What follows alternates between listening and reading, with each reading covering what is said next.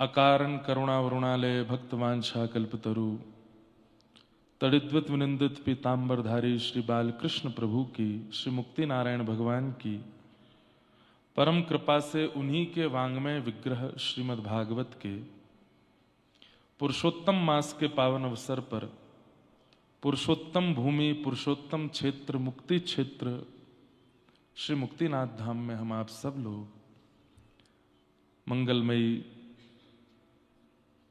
भागवती कथा श्रवण कर रहे हैं। ये हमारा परम सौभाग्य है। मंच पर विराजमान समस्त विप्रवृंद, समस्त गंधर्वजन एवं आप सभी श्रोता भाई बंधु मातृशक्ति सबको जय श्री कृष्ण, जय सिया राम, जय श्रीमन्नारायण, जय मुक्ति नारायण, जय जय श्री राधे। अतिशय कृपा ठाकुर जी की हम आप सब पर है। एक होती है कृपा, एक होती है अति कृपा और एक होती है अति हरि कृपा। कृपा क्या है कि हम नित्य नारायण स्मरण कर रहे हैं, ये कृपा है। रोज सामान्य व्यवहार में भगवत स्मृति हमसे बनती है, ये कृपा है। भगवत स्मृति के साथ साथ धाम की स्मृति बनती है। ठाकुर जी की तो बनती ही है, ठाकुर जी के धाम की भी स्मृति बनती है, ये अति कृपा है। लेकिन स्मृति के साथ साथ देह भी उसी धाम में उपस्थित हो जाए और वहां उपस्थित रह करके एक दिन से अधिक निवास करके वहां धाम और धाम के अधिष्ठाता का स्मरण श्रवण किया जाए, ये अति हरि कृपा है। लेकिन ये शब्द भी मुझे कम पड़ रहे हैं मुक्तिनाथ में आकर के। यहां तो अति अति अति हरि कृपा है कि पुरुषोत्तम मास जहां किसी भी भजन संकीर्तन नाम आदि करने का अधिक अधिक फल होता है। हम 3 वर्षों में जितना करके आए होंगे उतना अधिक मास के एक दिन में प्राप्त हो जाता है। ये पुरुषोत्तम मास की विशेषता है।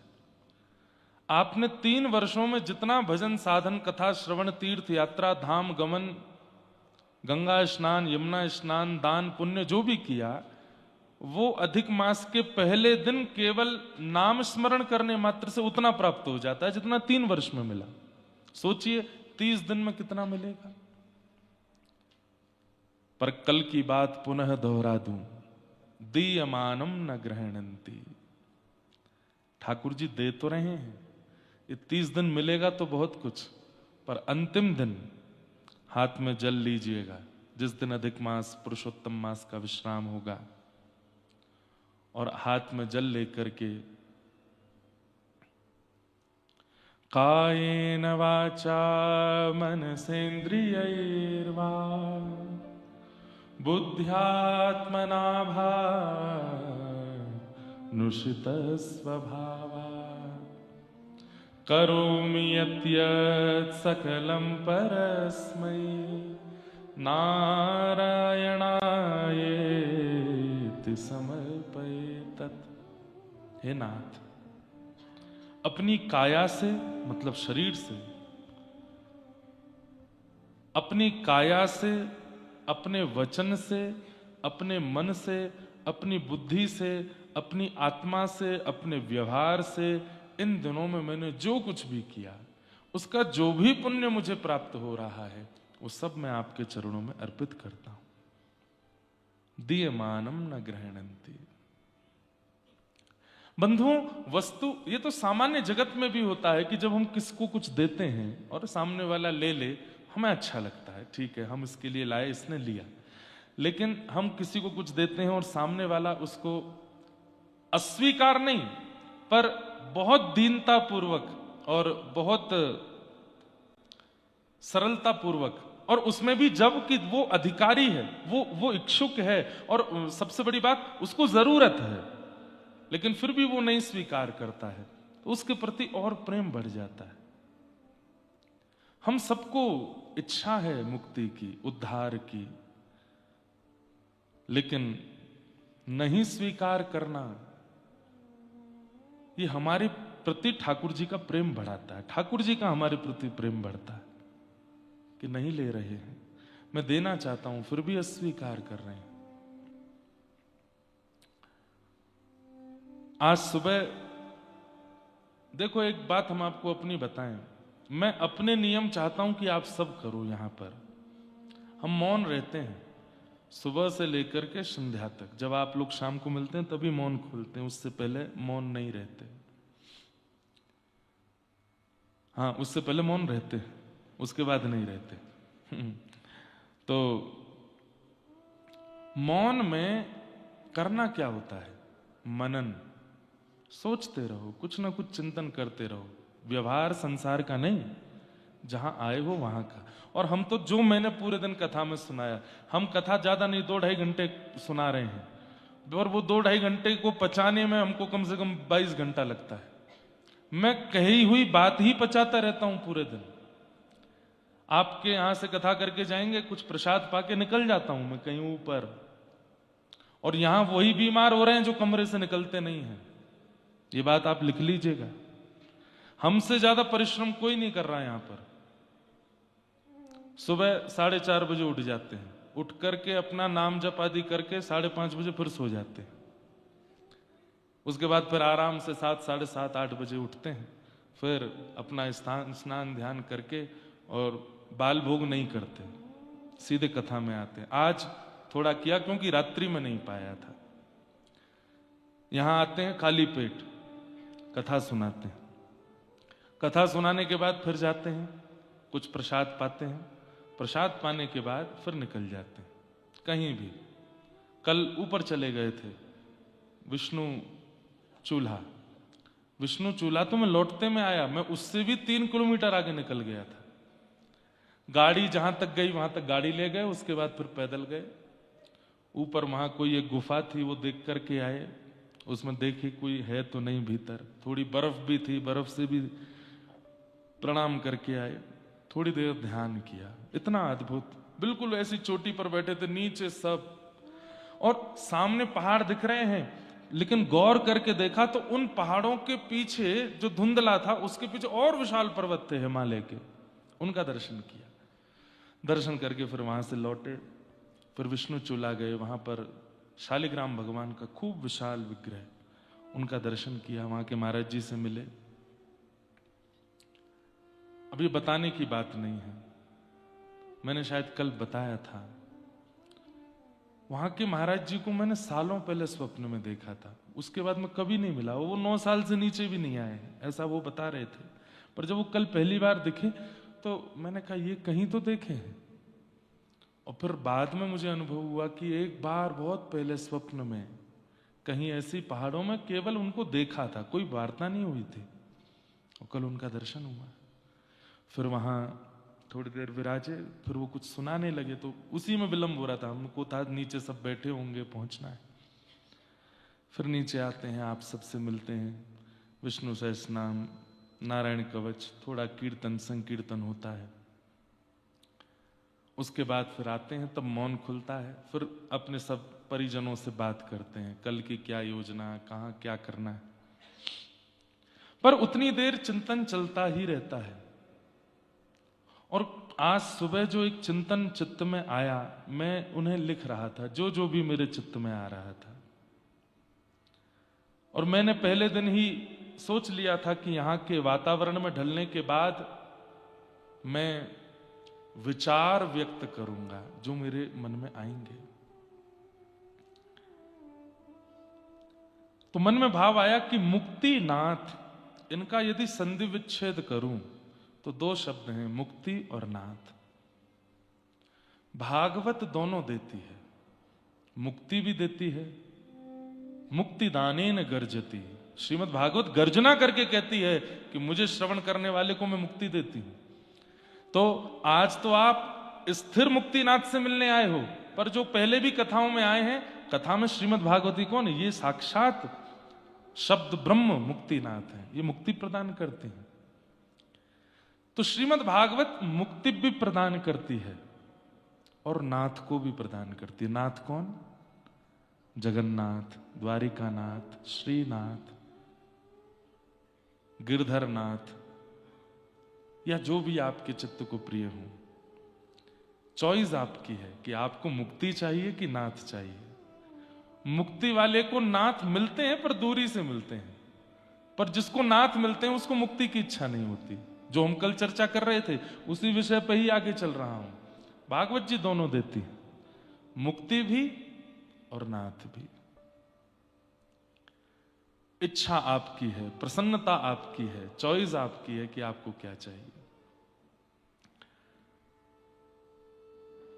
कथा में प्रवेश सबका है, द्वार सबके लिए खुला है। कल एक अंग्रेज भी आके बैठे थे। कथा में प्रवेश सबका है पर अधिकार सबका नहीं है। अब इसमें एक बात आती है कि प्रवेश और अधिकार में अंतर क्या है? स्कूल में एडमिशन सबका होता है, पर उस स्कूल की पढ़ाई को जी करके, पा करके, अधिकार समझ करके कुछ बनते बहुत कम बालक हैं। महाभारत युद्ध में लाखों सेना खड़ी है, लेकिन गीता केवल अकेला अर्जुन सुन रहा है। तो गीता में प्रवेश लाखों का था, लेकिन अधिकारी केवल अर्जुन था।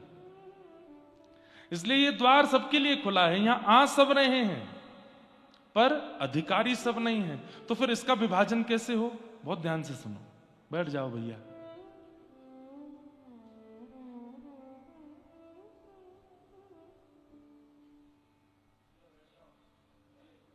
विराज जाओ। क्या कुछ लिया क्या आपने इनका? हैं? अच्छा, आप आए हैं वहां से। हम भी वृंदावन से आए हैं। प्रवेश सबका है, अधिकारी सब नहीं। अब बात आती है कि प्रवेश सबका है, अधिकारी सब नहीं। तो यहां पर एक बात आ जाती है, तो क्या भागवत जी, सब मेरे विचार कह रहा हूं, तो क्या भागवत जी पक्षपात करती हैं कि जो आ गया उसमें भी अधिकारी खोज रही हैं? नहीं। फिर वहां विभाजन होता है कि जो प्रवेश कर रहे हैं मुक्ति उनको मिलेगी, पर अधिकारी को नाथ मिलेंगे। सबको मुक्ति मिल सकती है, पर अधिकारी जो है उसको नाथ मिलेंगे। मीराबाई जैसे भक्त को मुक्ति मिल जाए तो इसमें उनकी योग्यता नहीं है। मीराबाई को तो नाथ मिले हैं। सूरदास सरी के भक्त को मुक्ति मिल जाए तो इसमें उनकी कोई योग्यता नहीं है, उनको तो नाथ मिले हैं। भौंदू भगत को मुक्ति मिल जाए, अरे वो जानते भी नहीं, भौंदू तो जानते ही नहीं मुक्ति कहते किसको है।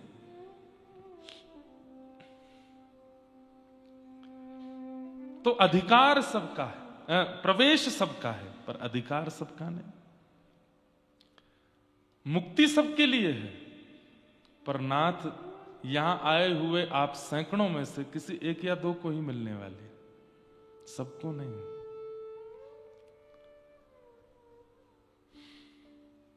मूल्यवान है नाथ। और हमारे व्रज में तो कहें मुक्तियों नौन सी खारी लागे। मुक्ति नमक जैसी खारी लगती है व्रज में आने के बाद। वहां तो सब नाथ को ही चाहते हैं, कृष्ण को ही चाहते हैं। तो प्रवेश सबका है, पर अधिकार सबका नहीं। अब बात आती है कि अधिकार प्राप्त करना हो तो क्या करें?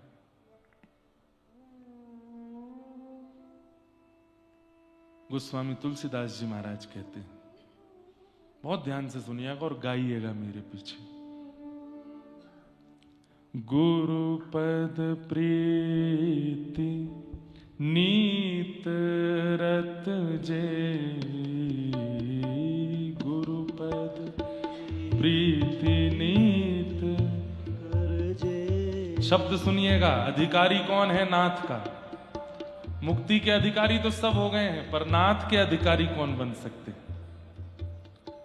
गुरुपद प्रीति नीत रत जे, गुरुपद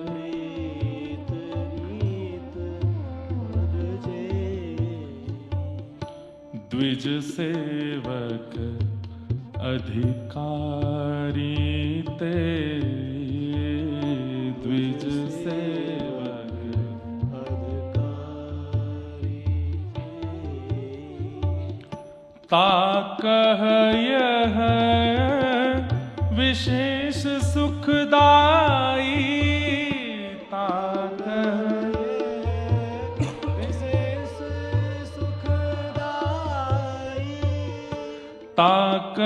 यह विशेष सुखदाई, ताकह यह विशेष सुखदाई, जाहि प्राण प्रिय श्री रघुराई, जाहि प्राण प्रिय श्री रघुराई। ये शब्द महादेव के हैं। पार्वती जी को महादेव कह रहे हैं कि मैंने जो तुम्हें कथा सुनाई है इस हिमालय की कंदरा में, ये सबको मत सुनाना। इसमें प्रवेश तो सब कर जाएंगे, पर अधिकारी यही हैं जिनको मैं बता रहा हूं। कौन?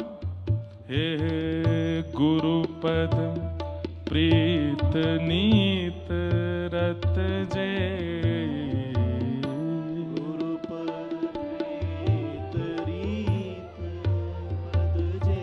गिनते जाइएगा कौन कौन अधिकारी। पहला, गुरु पद प्रीति, जिसकी गुरु के चरणार बिंदों में बहुत प्रीति है।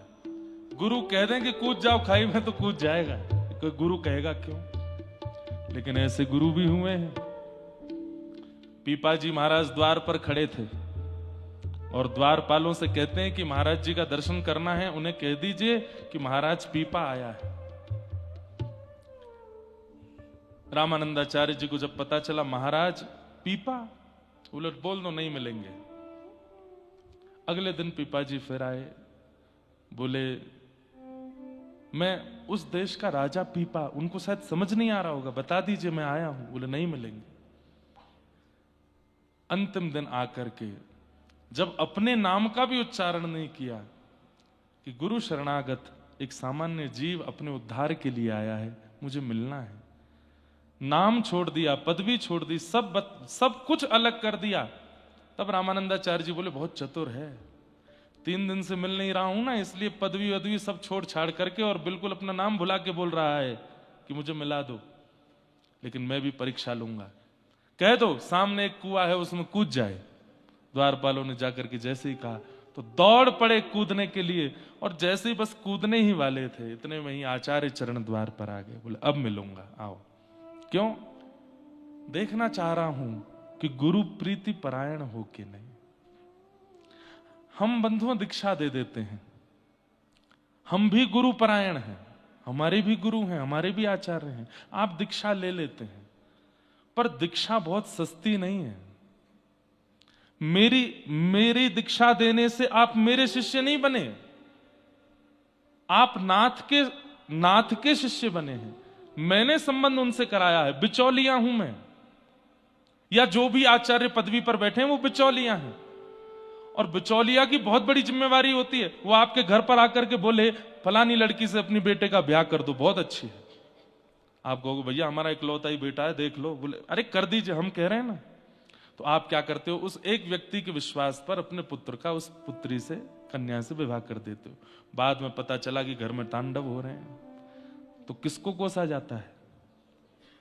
भैया इसकी मान के तुमने यार बिल्कुल, अरे मुझे तो बढ़िया लगी थी, मुझे तो लगा तुम्हारे लड़के के लायक होगी इसलिए करा दिया। ठीक वैसे ही आप सब कन्या हैं और वो पुरुषोत्तम है, और गुरु पदवी पर बैठा मैं या मुझ जैसे आचार्य, वे सब बिचौलिया हैं। जब हम संबंध करा देते हैं और संबंध के बाद में आप वो सब करने लगते हैं जिनका अधिकार नहीं है, तो फिर ठाकुर जी क्या कहते हैं? तेने काय को दिए शंख चक्र, तेने काय को दिया तिलक, तेने काय को दिया अष्टाक्षर मंत्र। अरे ये तो बहुत उपद्रवी है, दीक्षा के बाद भी उपद्रव कर रहा है, और उसका दंड फिर बिचौलिया को मिलता है। इसलिए प्रीति गुरु के चरणों में होनी बहुत जरूरी है।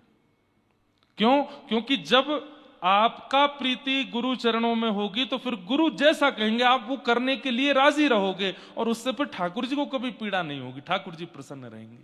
इसलिए इस कथा के द्वारा मुक्ति भी मिलती है, नाथ भी मिलते हैं, लेकिन नाथ प्राप्त करने वालों के लिए पहला लक्षण गुरु पद प्रीति, गुरु के चरणों में प्रीति, और नीति रत जय, नीति माने वेद शास्त्र, इनके प्रति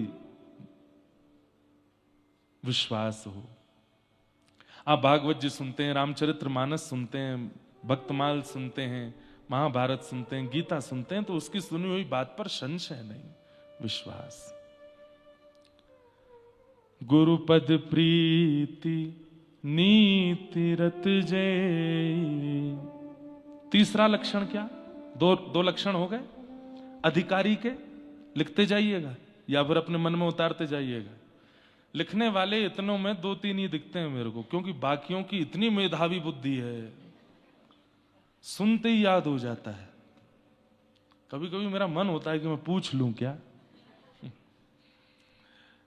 तीसरा लक्षण क्या है अधिकारी का, नाथ की प्राप्ति के अधिकारी का? द्विज सेवक, द्विज के प्रति सेवकाई। द्विज किसको कहते हैं? जिसके 2 जन्म होते हैं उसको द्विज कहते हैं। ब्राह्मण क्षत्रिय वैश्य तीनों द्विज हैं, उसमें भी ब्राह्मण विशेष द्विज है। एक बार मां के गर्भ से जन्म होता है, और फिर दूसरा यज्ञोपवीत संस्कार जब होता है तब पुनर्जन्म होता है। मतलब मां के गर्भ से जन्म तो आधा हुआ, और फिर जब यज्ञोपवीत होता है तब पूर्ण जन्म होता है, इसलिए द्विज कहा जाता है। पर इसी के चिंतन में एक बात और आई, मां के गर्भ से जन्म लिया और उसके बाद गुरु ने नाम सुनाया, वह भी द्विज हो जाता है। भक्त भी तो द्विज है। जब दीक्षा देते हैं तो हम क्या कहते हैं? आज आपका जन्मदिन है, आज आपका नया जन्म हुआ है। और उस दिन देह की मां तो एक है, पर आत्मा की मां गुरु हो जाते हैं। तो वैष्णव भक्त भी द्विज हो जाता है। तो द्विज की श्रृंखला में हम ब्राह्मणों को भी लेंगे, हम भक्तों को भी लेंगे, हम आचार्यों को भी लेंगे, हम रसिकों को भी लेंगे। ध्यान से सुनिए, तीसरा लक्षण क्या है नाथ के अधिकारी का? द्विज सेवक। भक्तों के प्रति, वैष्णवों के प्रति, आचार्यों के प्रति, रसिकों के प्रति जो सेवक बुद्धि रखते हैं। द्विज सेवक अधिकारी ते। बंधुओं, श्रीमद् भागवत जी अगर कदापि कभी कभी ना समझ में आ रही हूं तो मानस जी उठा लो, क्योंकि श्रीमद् भागवत का ही संपूर्ण ट्रांसलेशन है रामचरितमानस। हमारे पूज्य पिताजी कहते हैं, बोले एक एक शब्द, एक एक भाव का आपको हिंदी अनुवाद मिल जाएगा। कहां? रामचरितमानस में। अब अधिकारी कौन, इसको भागवत के माध्यम से बताएं तो हो सकता है थोड़ा विषय क्लिष्ट हो जाए, कठिन हो जाए, लेकिन मानस जी से कितना सरल हो गया। गुरुपद प्रीति नीति रत जय, द्विज सेवक अधिकारी ते। 3 हो गए। अब महादेव क्या कह रहे हैं पार्वती जी से? ता कह यह विशेष सुखदाई। ये कथा इन 3 लक्षण वाले को सुनानी है, पर इससे भी ज्यादा सुनाने वाले को सुख मिलेगा। इन तीनों से भी ज्यादा चौथा गुण जिसके अंदर होगा उसको कथा सुनाने में तुमको बहुत सुख मिलेगा। क्यों? क्योंकि वो अधिकारी है। उस अधिकारी का चौथा लक्षण क्या है? जाहि प्राण प्रिय श्री रघुराई, जाहि प्राण प्रिय। गाओ ऊंचे स्वर में, सांस नहीं फूलेगी। जाहि प्राण प्रिय श्री रघु, हे जाहि प्रिय श्री रघुराई। क्या प्राण प्रिय हैं रघुराई? रघुराई के अर्थ में सब हैं। कृष्ण भी हैं, गोपाल भी हैं, माधव भी है, मधुसूदन भी है, नारायण भी है, राम भी है। राम शब्द नहीं है, ध्यान से इधर देख के सुनिए। राम नाम नहीं है, राम अर्थ है। क्या बोले? जो योगियों के या भक्तों के चित्त में रमण करता है उसको राम कहते हैं। यहां किसी के चित्त में राधा रमण जी रमण कर रहे हैं, किसी के चित्त में राधा वल्लभ जी हैं, किसी के चित्त में गिरधर लाल हैं, किसी के चित्त में नारायण है। सब राम है, क्योंकि जो रमन्ति योगिनोस्मिन इति राम है, जो योगियों के, भक्तों के, वैष्णवों के चित्त में रमण करे उसको राम कहते हैं। महादेव कहते हैं, हे पार्वती जी, मैंने जो तुमको कथा सुनाई है या मैंने तुमको जो अपने चित्त का भाव सुनाया है, ये 4 लक्षण जिसमें हो उसी को सुनाना। अनधिकारी अगर आ गया दिक्कत नहीं है, मुक्ति उसको भी मिलेगी, पर नाथ नहीं मिलेंगे। नाथ तो उसी को मिलेंगे जिसके चित्त में ये 4 लक्षण होंगे। इसलिए इन 4 लक्षणों को धारण करो। सबसे पहला, गुरु पद प्रीति। कोई गुरु नहीं है तो क्या करें? ऐसा नहीं हो सकता। कोई तो गुरु है जिसने राह दिखाई है, जिसने भक्ति के प्रति मोड़ दिया। यहां बैठा कोई व्यक्ति गुरु विहीन नहीं है। मुक्तिनाथ, बद्रीनाथ, वृंदावन, श्रीनाथ, गोवर्धन, जगन्नाथ, द्वारिकानाथ या दक्षिण के रंगनाथ, यहां बिना गुरु के कोई नहीं जाएगा। किसी से तो सुना होगा, किसी ने तो प्रोत्साहित किया होगा जाने के लिए, वही गुरु है। गुरु के चरणों के प्रति खूब प्रेम रखो। भरोसो दृढ़ इन चरणन के, सूरदास जी कहते, भरोसो दृढ़ इन चरणन के, भरोसो।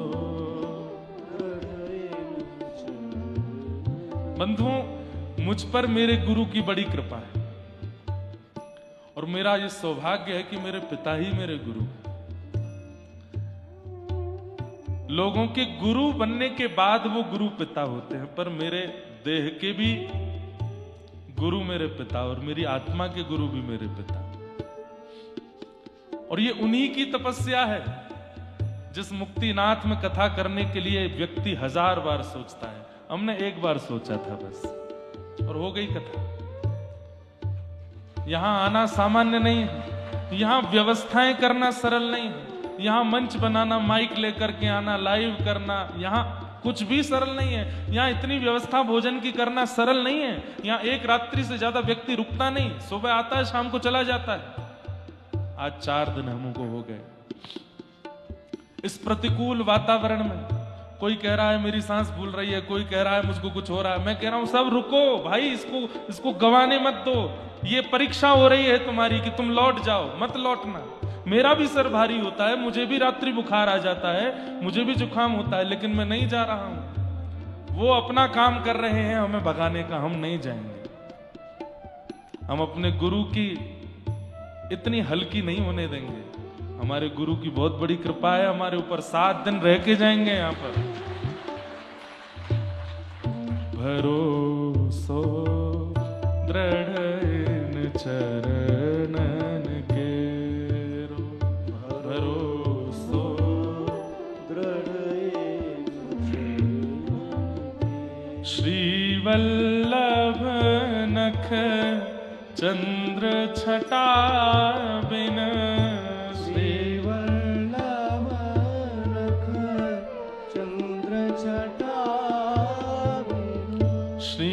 वल्लभ नख चंद्र छटा बिन, श्री वल्लभ नख चंद्र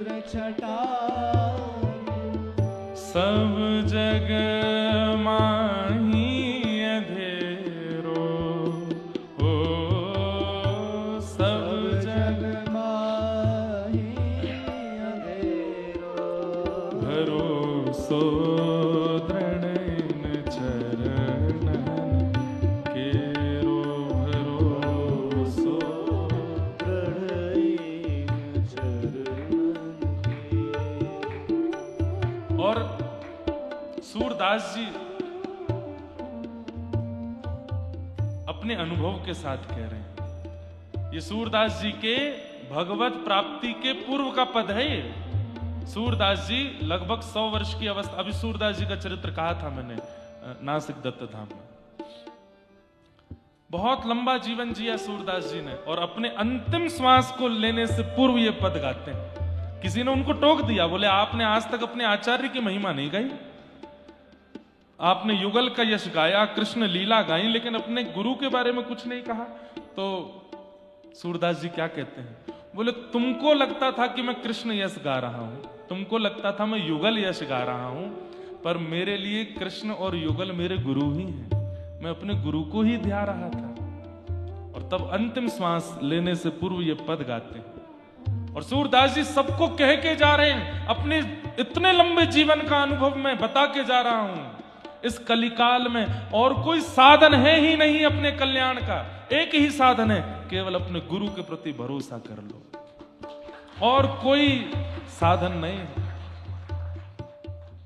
हे साधन और नाही आकली में, साधन और नाही आकली में, साधन और नाही आकली में, साधन और नाही आकली में, जासो होत निवेरो, ओ जासो होत निवेरो।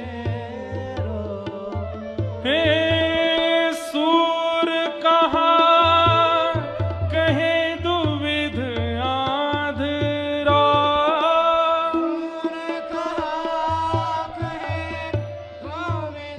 दो नेत्रों से अंधा हूं मैं, मुझे दिखता नहीं है संसार में।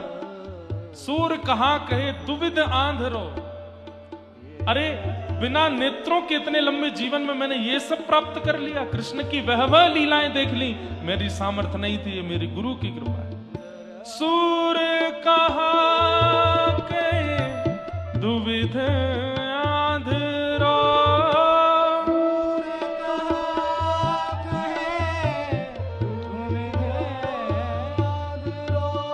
बिना मूल को छेरो, बिना मूल को हे भरोसो दृढ़ इन चरणन केरो, भरोसो दृढ़ इन चरणन के। हाँ भरोसो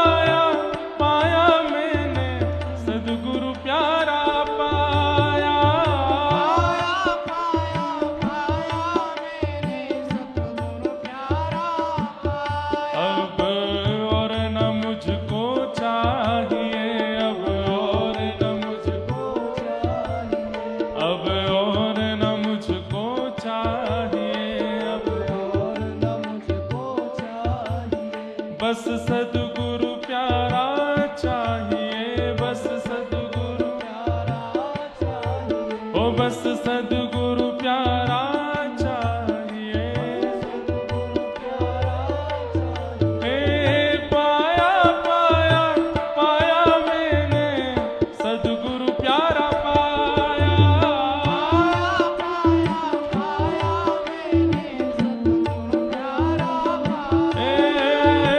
पाया पाया पाया मैंने सद्गुरु प्यारा पाया।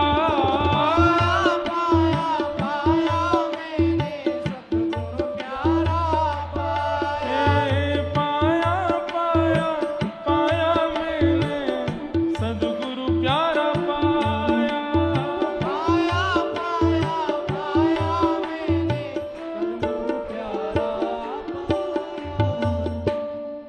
भरोसो दृढ़ चरणन।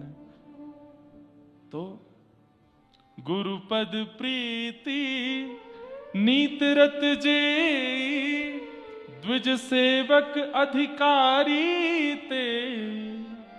ता कह यह विशेष सुखदाई जाहि प्राण प्रिय श्री रघुराय। ये चार लक्षण नाथ के अधिकारियों के हैं, मुक्ति के नहीं। मुक्ति का अधिकारी तो यहां आके बैठ जाए, मुक्ति मिल जाएगी। भागवत जी कहती हैं, मैं मुक्ति दान की गर्जना करती हूं, मेरी सन्निधि में आओ। पर हमें नाथ चाहिए। मुक्ति और नाथ में अंतर क्या है? मृत्यु के बाद नाथ का दर्शन, मृत्यु के बाद नाथ का दर्शन वह मुक्ति है, और जीते जी नाथ का दर्शन वह भक्ति है। हमें जीवित अवस्था में करना है, जब तक श्वास चल रही है इसी बीच में ही नाथ आ जाने चाहिए, इसी बीच में ही ठाकुर का दर्शन होना है, मुक्तिनाथ। तो अधिकारी कौन? जो ये चार लक्षणों से युक्त है। और उसमें चौथा लक्षण विशेष महादेव कहते हैं, जिसको प्राण प्रिय है परमात्मा, उसको कथा सुनानी चाहिए। क्यों? कथा सुना करके वक्ता कल्याण करेगा अपनी वाणी का, अपनी वाणी को न्याय दे पाएगा। अगर प्राण ठाकुर को प्राण प्रिय मानने वाला सामने बैठा होगा तो, क्योंकि उसका उद्धार होगा उससे। नहीं तो लोग तो हजार बैठते हैं कथा में, कोई उबासी ले रहा है, कोई फोन देख रहा है, कोई ऐसे कर रहा है, कोई ऐसे कर रहा है। हम तो सब देखते हैं। और एक बात कहूं, बहुत कम मिलते हैं ऐसे जो अधिकारी हों। और ये तो बहुत अच्छी कथा है कि इतनी कम संख्या में इतने पास पास लोग बैठे हैं। नीचे धरती पर जब जाते हैं वहां बैठे हैं 25,000 लोग, कहां दिख रहा है कौन अधिकारी? वहां तो केवल बोला जाता है। वहां किसको अधिकारी माना जाता है? स्वयं को अधिकारी मान के बोला जाता है कि मैं ही अधिकारी हूं, मैं बोल लेता हूं, अपने लिए बोलता हूं। पर यहां मुझे दिख रहे हैं, यहां मुझे अनुभव हो रहे हैं, यहां आपका मुख का हाव भाव सब दिख रहा है, वहां नहीं दिखता।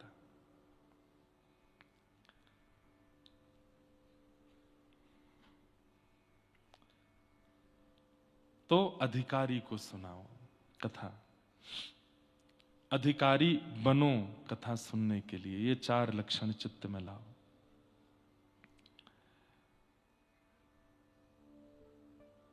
नौ लक्षण ऐसे हैं जो आपके चित्त में नहीं होने चाहिए अगर आप कथा के श्रोता हो तो। पहला लक्षण सठ बुद्धि। कौन सी बुद्धि? सठ बुद्धि किसको कहते हैं? सठ बुद्धि का एक बहुत सुंदर उदाहरण है, जो दूसरे को परेशान करने की योजनाएं बनाता रहता है। इसमें आनंद वाला परेशान नहीं, वो तो मैं भी करता हूं।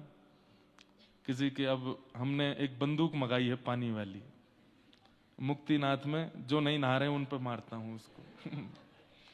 तो ऐसा नहीं, ये सठ नहीं है। सठ कौन? जो दूसरे को केवल रुलाने, परेशान करने और उत्पीड़ना करने की योजनाएं बनाता रहता है। हमारे पीछे बहुत सठ पड़े रहते हैं। कौन सी कथा में क्या बोल दिया, कब कहां क्या कर दिया, इनको पकड़ो, घसीटो, नीचे फेंको, इतनी सी उम्र में कैसे उड़ रहा है ये, इसके इतने शिष्य कैसे हो रहे हैं, इसको इतने लोग कथा क्यों सुन रहे हैं, ये अच्छी बात नहीं है, इसको करो। ये सठ बुद्धि है। ये 9 लक्षणों में पहला लक्षण है, अधिकारी यदि बनना चाहते हो तो ये लक्षण नहीं होना चाहिए। सठ लक्षण नहीं। किसी की भी श्रेष्ठता से आप प्रसन्न रहिए, कोई भी आगे बढ़े उससे खुश रहिए, परेशान मत होइए। सठ बुद्धि यदि आपकी है तो आप कथा के अधिकारी, नाथ के अधिकारी नहीं बन पाओगे। मैं फिर कह रहा हूं, मुक्ति के बन जाओगे, नाथ के नहीं। मुक्ति का अधिकार तो रावण को भी मिला था ना, मुक्ति तो कंस को भी मिली है, मुक्ति पूतना, अघासुर, बकासुर, धेनुकासुर, ताड़का, इन सबको भी मिली है। और मुझे ऐसा लगता है मुक्ति जब मिलती है तो वैकुंठ में भी विभाजन होगा। जो दुष्ट प्रवृत्ति के लोग हैं, जो भगवान के हाथों मारे गए हैं, उनको भी तो मुक्ति मिलती है। उनका एक सेक्शन अलग होगा। जैसे स्कूल में ABC सेक्शन होते थे ना, ए सेक्शन में कौन है, जो बोले भक्त परायण मुक्ति प्राप्त किए हैं। बी सेक्शन में कौन है, बोले गलती से बस भगवत भजन कर लिया, मन में इच्छा तो माता पिता की थी मुक्ति नाथ जाने की, जबरदस्ती बालक भी चला गया तो चलो इसको भी मुक्ति मिल गई, लगे हाथ, दूसरे की कृपा से हमको मुक्ति मिली। वो बी सेक्शन में होते हैं। और सी सेक्शन में कौन रहते हैं, कभी जीवन में भजन नहीं किया, कभी कुछ बस उपद्रवी किए हैं, सठ बुद्धि में रहे हैं, बुरा बुरा किया है, लेकिन जैसे रावण की तरह अंतिम बाण राम का लगा है इसलिए मुक्ति मिली है, कंस भगवान के हाथों मरा है इसलिए मुक्ति मिली है। तो कई बार इन सठों को भी, ये 9 लक्षण जो मैं बता रहा हूं, इनको भी मुक्ति मिल जाती होगी, लेकिन वैकुंठ में सी सेक्शन में रहते होंगे ये। इनके बेंच के आगे रावण ही बैठा होगा 10 सिर वाला, कि भाई क्या करके आए हो, मुक्ति तो मिल गई तुमको। पीछे पूतना ही बैठी होगी, इधर उधर ताड़का और ये सब राक्षस ही बैठे होंगे। ये राक्षसों को भी मुक्ति मिलती है। तो जो मुक्ति वैकुंठ में राक्षसों का जोन है, वहां जाते होंगे ये 9 लक्षण वाले। इसलिए 9 लक्षण मत लाना, मुक्ति तो मिल जाएगी, नाथ नहीं मिलेंगे। पहला सठ बुद्धि नहीं। दूसरा हठशील, जिद्दी, बहुत जिद्दी नहीं होना है। एक कार्य के लिए इतनी जिद कर देते हैं कि बस पूछिए मत। बाल चेष्टा अलग बात है, छोटे बालक जिद करते हैं उनकी अलग बात है, पर बड़े होकर के भी जिद कर रहे हैं, छोटी छोटी बातों की जिद है। भोजन नहीं कर रहे, क्यों नहीं कर रहे, सुबह सुबह सबने सैंडविच खाया, मुझसे पूछा ही नहीं, इसी बात से नाराज हो गए। जिद्दी स्वभाव है, जिद्दी। और एक बात बोलूं, भक्त को भी जिद्दी नहीं होना चाहिए। कई बार प्रतिकूल परिवार है, नहीं भेज रहे वृंदावन, नहीं भेज रहे कथा में, कोई बात नहीं। ये द्वापर नहीं है कि गोपियों की तरह प्राण त्याग के आप चले जाओ, कोई बात नहीं, जिद्दी नहीं बनना है। आप एकांत में बैठो, नाथ हो सकता है कि अभी आप ही नहीं चाह रहे होंगे मिलना, कोई बात नहीं, जब आप बुलाओगे तब आएंगे, लेकिन हाँ हम तड़प रहे हैं, हमें बुला लीजिए।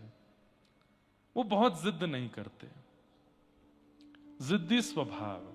और विशेष रूप से विषयों के प्रति, व्यवहार के प्रति, संसार के प्रति जिनका जिद्दी स्वभाव है, उनको क्या बोलते हैं, हठशील।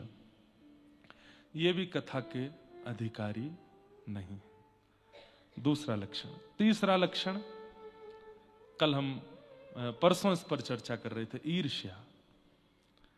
किसी की उपलब्धि देख करके, हमने किया कुछ गलत नहीं, पर मनी मन कशक रहे हैं, ये आगे कैसे बढ़ गया, इसको ऐसे कैसे मिल गया, ये ऐसा कैसे हो गया।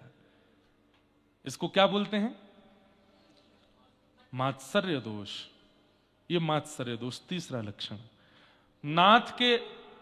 नाथ के अधिकारियों में ये लक्षण नहीं होने चाहिए। तीसरा लक्षण ईर्ष्या। और चौथा लक्षण, कथा में मन लगा के कथा ना सुनने वाला, बार बार कभी उबासी ले रहा है, कभी निद्रा को प्राप्त कर रहा है, कभी आलस में बैठा है, घड़ी देख रहा कब होगी पूरी, नहीं, उसको भी नाथ का अधिकार नहीं मिलता, नाथ नहीं मिलते। कथा में मन लगना, श्रीमद् भागवत जी में प्रथम स्कंद में एक श्लोक है बहुत सुंदर, और मैं अधिकतर कथाओं में से श्लोक का वाचन करता हूं, और सब लोगों को इस बात को समझाने का प्रयास करता हूं, वहां स्पष्ट रूप से कहते हैं कि ठाकुर जी आपसे प्रसन्न है, इसका प्रमाण क्या है कि धर्मस्वनिष्ठितः पुंसां विश्वक्सेन कथासु यः नोत्पादयेदधिरतिं श्रम एव हि केवलम्। ठाकुर जी आपकी सेवा से, आपके व्रत से, आपके नियम से, आपकी तीर्थ यात्रा से, आपके धाम गमन से प्रसन्न हैं, इसका प्रमाण क्या है? विश्वक्सेन कथासु, आप एक भी एकादशी नहीं छोड़ते, निर्जला और करते हैं एकादशी पर। आप हर साल जगन्नाथ, द्वारिकानाथ, बद्रीनाथ जाते हैं। आप हर कार्तिक मास में दीपदान करते हैं और आदि आदि सब कुछ करते हैं, पर आपसे ठाकुर जी प्रसन्न हैं। इस बात का एक ही प्रमाण है कि जब कथा होती है तो आप बिल्कुल विचलित नहीं होते, ध्यान पूर्वक श्रवण करते हैं, उत्साह पूर्वक कथा में रहते हैं, बिल्कुल उबासी आलस्य दूर दूर तक नहीं रहता है, परम प्रसन्न उत्सुक होकर के कथा श्रवण करते हैं। यह प्रमाण है इस बात का कि ठाकुर जी आपसे प्रसन्न है। आप कहेंगे महाराज जी चलो आपकी कथा में तो थोड़ा पद भी हैं, थोड़े संगीत भी हैं, थोड़ी बातें भी हैं, थोड़ी कथा भी है, पर कई जगह तो कथा ऐसी भी होती है कि मन ही नहीं लगता, वहां क्या करें? ऐसे में भी मन लगाना है। उसमें आज मुझसे किसी ने प्रश्न किया कि महाराज जी क्या अपने आचार्य, अपने संप्रदाय के आचार्य की ही कथा सुननी चाहिए, दूसरे की नहीं? ऐसा बिल्कुल नहीं, सबकी कथा सुनो। हमने तो पहला नियम ही यही बनाया है कि सबको सुनो, किसी के प्रति भी ये भाव मत रखिए क्या पता कुछ कहां क्या मिल जाए, है ना? सबकी कथा सुनो, सबको श्रवण किया करो, कोई बिल्कुल रोक टोक नहीं। हमारी व्यासपीठ से तो सबको श्रवण करना चाहिए और वहां बैठ करके, और कई बार तो कठिन कठिन कथाएं सुना करो, और वहां पर जब नींद आवे तो समझ जाना वो हो ठाकुर जी अभी प्रेम नहीं करते। कथा में, सत्संग में मेरी रुचि। चैतन्य महाप्रभु के चरित्र में एक बात आती है कि एक बार किसी ऐसे की कथा चल रही थी, ज्यादा विद्वान नहीं था, महाप्रभु जी पहुंच गए और इतना भावुक हुए, उसकी कथा में इतना भावुक हुए, रो रो करके बेहाल हो गए। और जब जब वो कृष्ण नाम कहता तो दोनों भुजा उठा करके नृत्य की स्थिति में आ जाते। बाकी सब लोग बोले ऐसा तो कुछ नहीं सुना रहे, ये तो बड़ी सामान्य सी बात कर रहे हैं, और महाप्रभु जी की दशा देखो। लोगों को कथा के स्तर से पता चलता है। जैसे हम उनकी कथा नहीं सुनते, क्यों? उनकी कथा में ऐसा, ठीक है, कथा में भी कई जगह मिलावटें होने लग गई हैं, कथा में भी कई जगह बहुत कुछ होने लगा है, लेकिन हमको उसमें क्यों पढ़ना है? वहां पर भी कृष्ण नाम तो बोला ही जा रहा है ना, राधा नाम तो बोला ही जा रहा है ना, नारायण नाम तो बोला ही जा रहा है ना, नाम सुन लो, कोई बात नहीं। कथा में सार नहीं तो नाम तो बोला जा रहा है, नाम तो सार युक्त है ना, उसको सुन लो। पर यह प्रमाण है कि आप कथा में रुचिकर होकर बैठते हैं तो ठाकुर जी आपसे प्रेम करते हैं। और कथा में रुचि नहीं बनती है तो इसका मतलब आप जो भी क्रिया कर रहे हो सब केवल श्रम है, ठाकुर जी प्रसन्न नहीं है। तो चौथा लक्षण नाथ की प्राप्ति करने वाले में जो नहीं होना चाहिए वो कि कथा में मन ना लगना। मन लगाओ। अच्छा, मन कब लगता है? जब पता चल जाए कि वस्तु मेरा कल्याण करने वाली है तो मन लगता है। जैसे भोजन की भूख होती है तो भोजन करने में बड़ा मन लगता है। कभी कढ़ी से खाएंगे, कभी दाल से खाएंगे, बीच में अचार भी लगा लेंगे, पापड़ लाओ, पापड़ खाएंगे। कुछ मिष्ठान नहीं है क्या? मिष्ठान नहीं है? हाँ, अरे वाह, गुलाब जामुन लाओ। आंवले का अचार होता, आनंद आ जाता, वो भी खा रहे हैं। टेंटी का अचार, अरे वाह भैया, तुमने तो आनंद कर दिया, लाओ। जब पता चलता है कि इससे मैं तृप्त हो जाऊंगा, इससे मुझे सुख मिलेगा, आनंद मिलेगा, तो भोजन में कितनी रुचि बनती है। ऐसे ही जब हमें ये पता चल जाए कि कथा मेरा कल्याण करने वाली है, मेरे जीवन का उद्देश्य जो भगवत प्राप्ति है वो इसी से ही मिलने वाला है, तो कैसे नहीं बनेगी रुचि? बनेगी, निश्चित बनेगी। इसलिए पहले कथा को अति आवश्यक बनाइए, फिर कथा सुनने जाइए, तब मन लगेगा, नहीं तो नहीं लगेगा। हमारे लिए हम तो हर साल हर कथा ही करते रहते हैं, हमको तो बोर हो जाना चाहिए था बहुत जल्दी, 10 साल हो गए, लेकिन एक कथा में भी उबासी नहीं आती, एक कथा में भी आलस्य नहीं आता। क्यों? क्योंकि पता है कि इसी से ही मेरे गिरधर प्रसन्न होंगे। अब धीरे धीरे जब से हम व्यस्त हो गए, हम लाल जी की बहुत सेवा नहीं कर पाते। अभी भी लाल जी वृंदावन में, जबकि इस कथा के मुख्य यजमान वही हैं। आपको पता है, हमारे जो कथा के यजमान हैं, इन्होंने कार्ड में भी मुख्य आयोजक प्यारे श्री राधा गिरधर लाल, वही आयोजक हैं, बढ़िया आयोजक हैं, घर में बैठे हैं।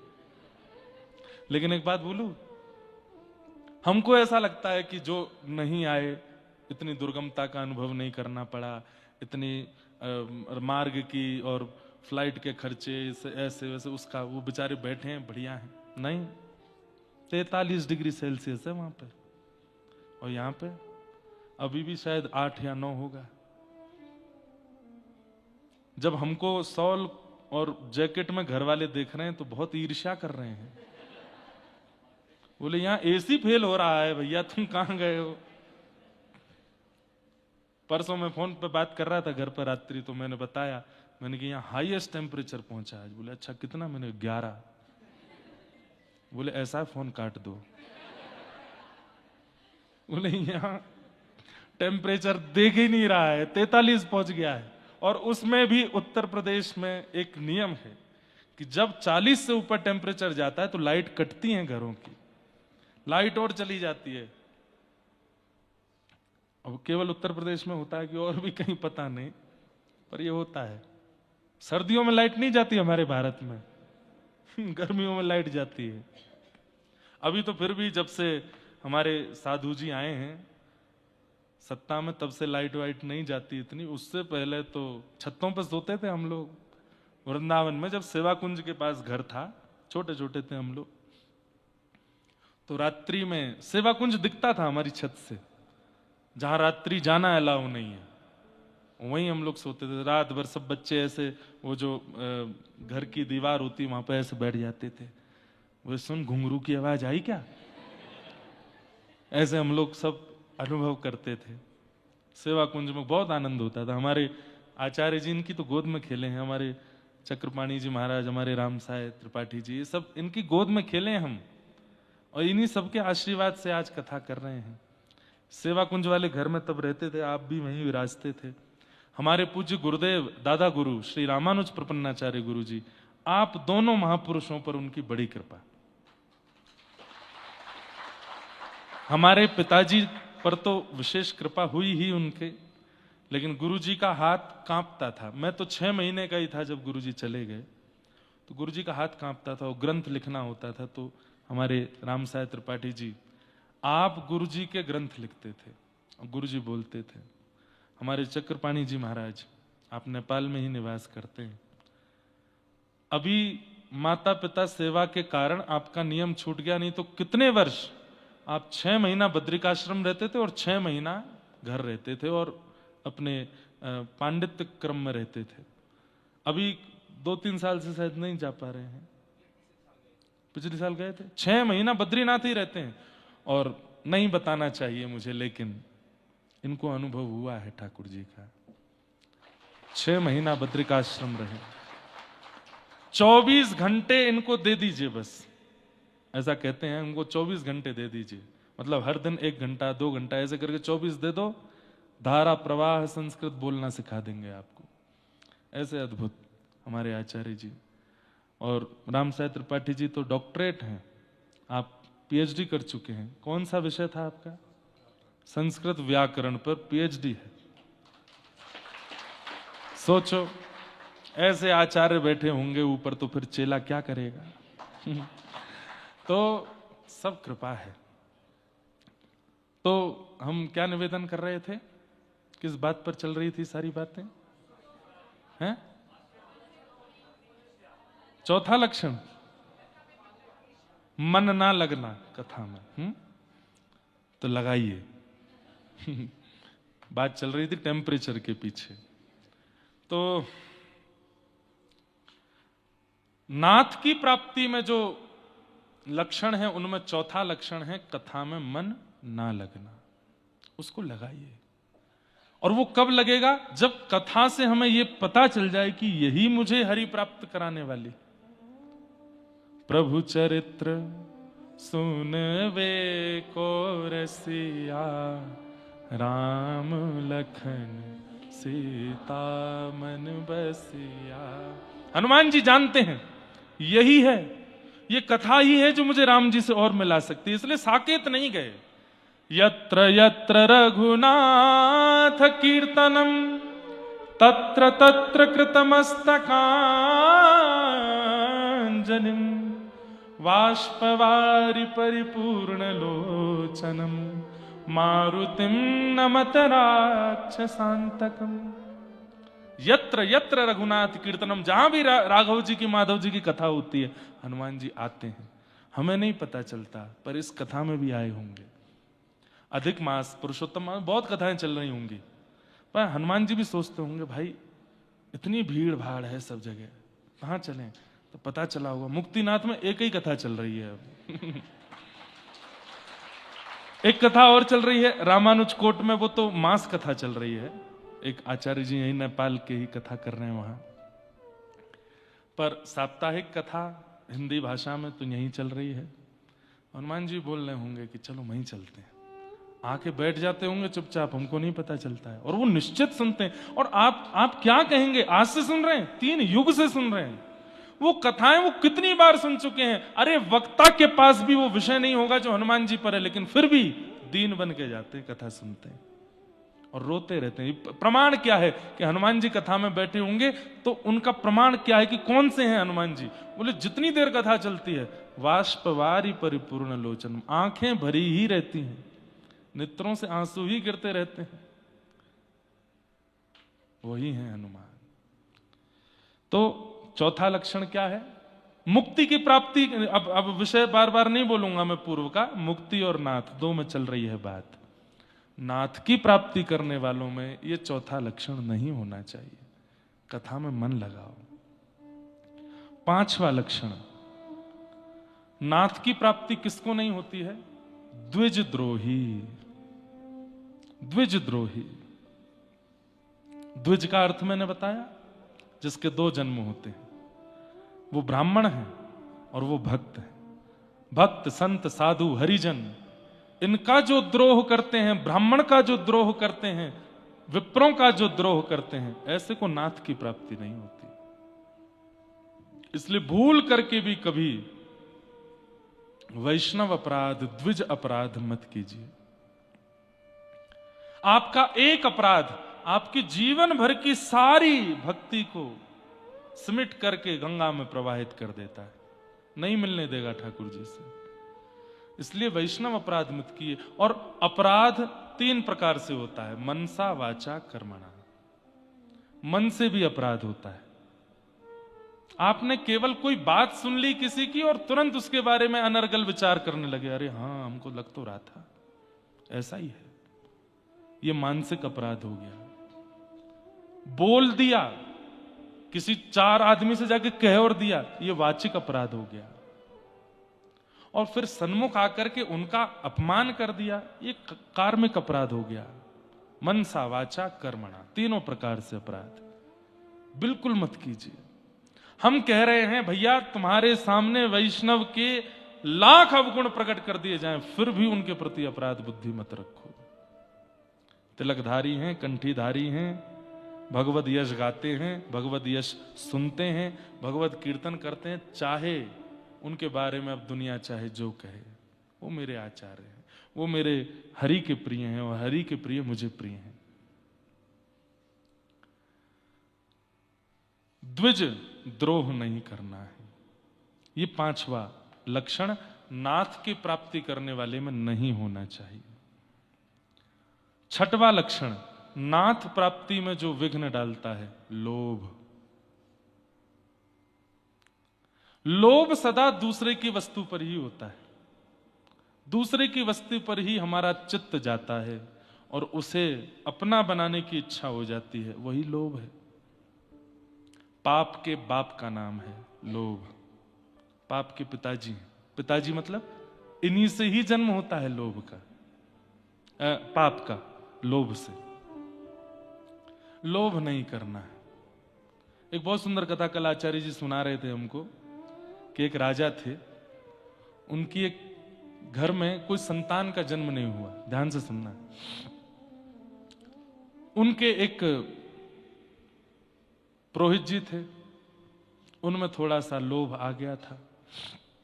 लोभ किसी में भी आ सकता है, इसलिए कहीं केवल पुरोहित कर्म करने वाले या ब्राह्मणों के लिए ही हम कह रहे हैं ऐसा मत सोचिएगा। लोभ किसी में भी आ जाता है। तो एक राजा थे, बहुत संपन्न थे, बहुत संपत्ति थी उनके पास, लेकिन कुल में कोई वंशधर नहीं था आगे। अपने पुरोहित जी से कहते थे कि कुछ अनुष्ठान कीजिए, कुछ यज्ञ कीजिए, घर में कोई तो बालक संतान हो, और पुत्र ना भी हो, पुत्री हो जाए तो फिर पुत्री का जिससे विवाह करेंगे उसको अपना राज्य दे देंगे। तो खूब अनुष्ठान आदि किए, लेकिन भाई समय से पूर्व कुछ नहीं मिलता, समय होने पर ही सब मिलता है। एक समय आया और रानी गर्भवती हुई, और उनके गर्भ से बड़े शुभ समय पर एक पुत्री ने जन्म लिया। पुत्री के जन्म का समय लिख लिया गया और उससे पूरी कुंडली बनाई उस पुत्री की। और कुंडली जब बनाई गई तो उस कुंडली में एक ऐसा योग था कि वो पुत्री, वो कन्या जहां रहेगी वहां लक्ष्मी की वर्षा हुआ करेगी। मतलब यदि वो राजा के पास रहेगी तो राजा संपन्न होगा, और जब उसका विवाह हो जाएगा तो जिस घर में विवाह होगा वहां कोई कमी नहीं रहेगी। साक्षात लक्ष्मी ही है। लेकिन पुरोहित जी ने क्या सोचा, राजा पे ऑलरेडी इतनी संपत्ति है, हम लोगों की हालत इतनी ज्यादा अच्छी नहीं है, कैसे भी अगर ये कन्या मेरे पास आ जाए तो मेरे घर में खूब संपत्ति बढ़ेगी। तो उन्होंने कुंडली का फलादेश उल्टा बताया राजा को। क्या कहा? बोले राजन, हम आपसे एक बात हाथ जोड़ के प्रार्थना करके कहना चाहते हैं, शुभ चिंतक हैं आपके। बोले बताइए।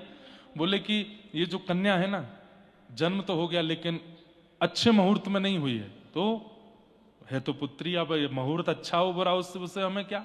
बोले नहीं, ये जहां रहेगी वहां लक्ष्मी का हनन हो जाएगा, वहां से लक्ष्मी, संपत्ति, संपदा सब चली जाएगी। राजन, बालक दोबारा हो जाएगा, लेकिन संपत्ति चली गई तो, राज्य चला गया तो, महल चला गया तो, सब कुछ चला गया तो फिर क्या करोगे? फिर संतान होकर के भी सुख नहीं मिलेगा। राजा बोले ऐसा मत कहिए, बहुत वर्षों बाद तो घर में आनंद हुआ है। आप बोले कि यही एक उपाय है, इसका त्याग करो। बोले क्या करूं फिर? बोले काम करो, जन्म से लेकर के और कन्या के विवाह तक तुम जितना खर्च करना चाहते हो इसके ऊपर, उतना एक पेटी में भर करके और इस कन्या को उस पेटी में लिटा करके नदी में प्रवाहित कर दो। मतलब जितना खर्चा तुम अपनी पुत्री पर पूरे जीवन करना चाहते हो, उतना एक पेटी में भर के इस कन्या को लिटा के और उसको नदी में प्रवाहित कर दो। आप अपने कर्म से मुक्त हो जाएंगे। कन्यादान तक का सारा धन आप दे दो और इसको नदी में प्रवाहित कर दो, बालक तो दोबारा हो जाएगा। बहुत रोया राजा। सब लोगों की सहमति से कई बार राजाओं को ऐसे नियम लेने पड़ते हैं, और राजा ने कहा ठीक है। वहां उस कन्या को एक पेटी में खूब सारा धन करके, कन्या को लिटा के पेटी बांध करके नदी में प्रवाहित कर दिया। थोड़ी दूर ही, अच्छा यहां पुरोहित जी ने क्या किया, उनका कुछ किलोमीटर दूर गांव था, अपने बच्चों को कहा एक पेटी बहती हुई आएगी, उसको निकाल लेना, संपत्ति की संपत्ति मिलेगी, कन्या भी घर आ जाएगी, और इसके आने से तो लक्ष्मी बढ़ेगी बढ़ेगी। लोभ था चित्त में। लेकिन राजा के राजवंश से लेकर के पुरोहित जी के गांव के बीच में एक घटना घटती है। क्या? एक दूसरे नगर का एक राजकुमार था। वो राजकुमार वन में शिकार खेलने के लिए आया था। तभी एक मन चला भालू उसके आगे आ गया, और राजकुमार बड़ा बलवान था, उसने उस भालू को जैसे तैसे करके बांध दिया। वो भालू नरभक्षी हो चुका था, बहुत राज्य के लोगों को मार चुका था, उसको सब ढूंढ ही रहे थे। आज राजकुमार ने उसको ढूंढ लिया।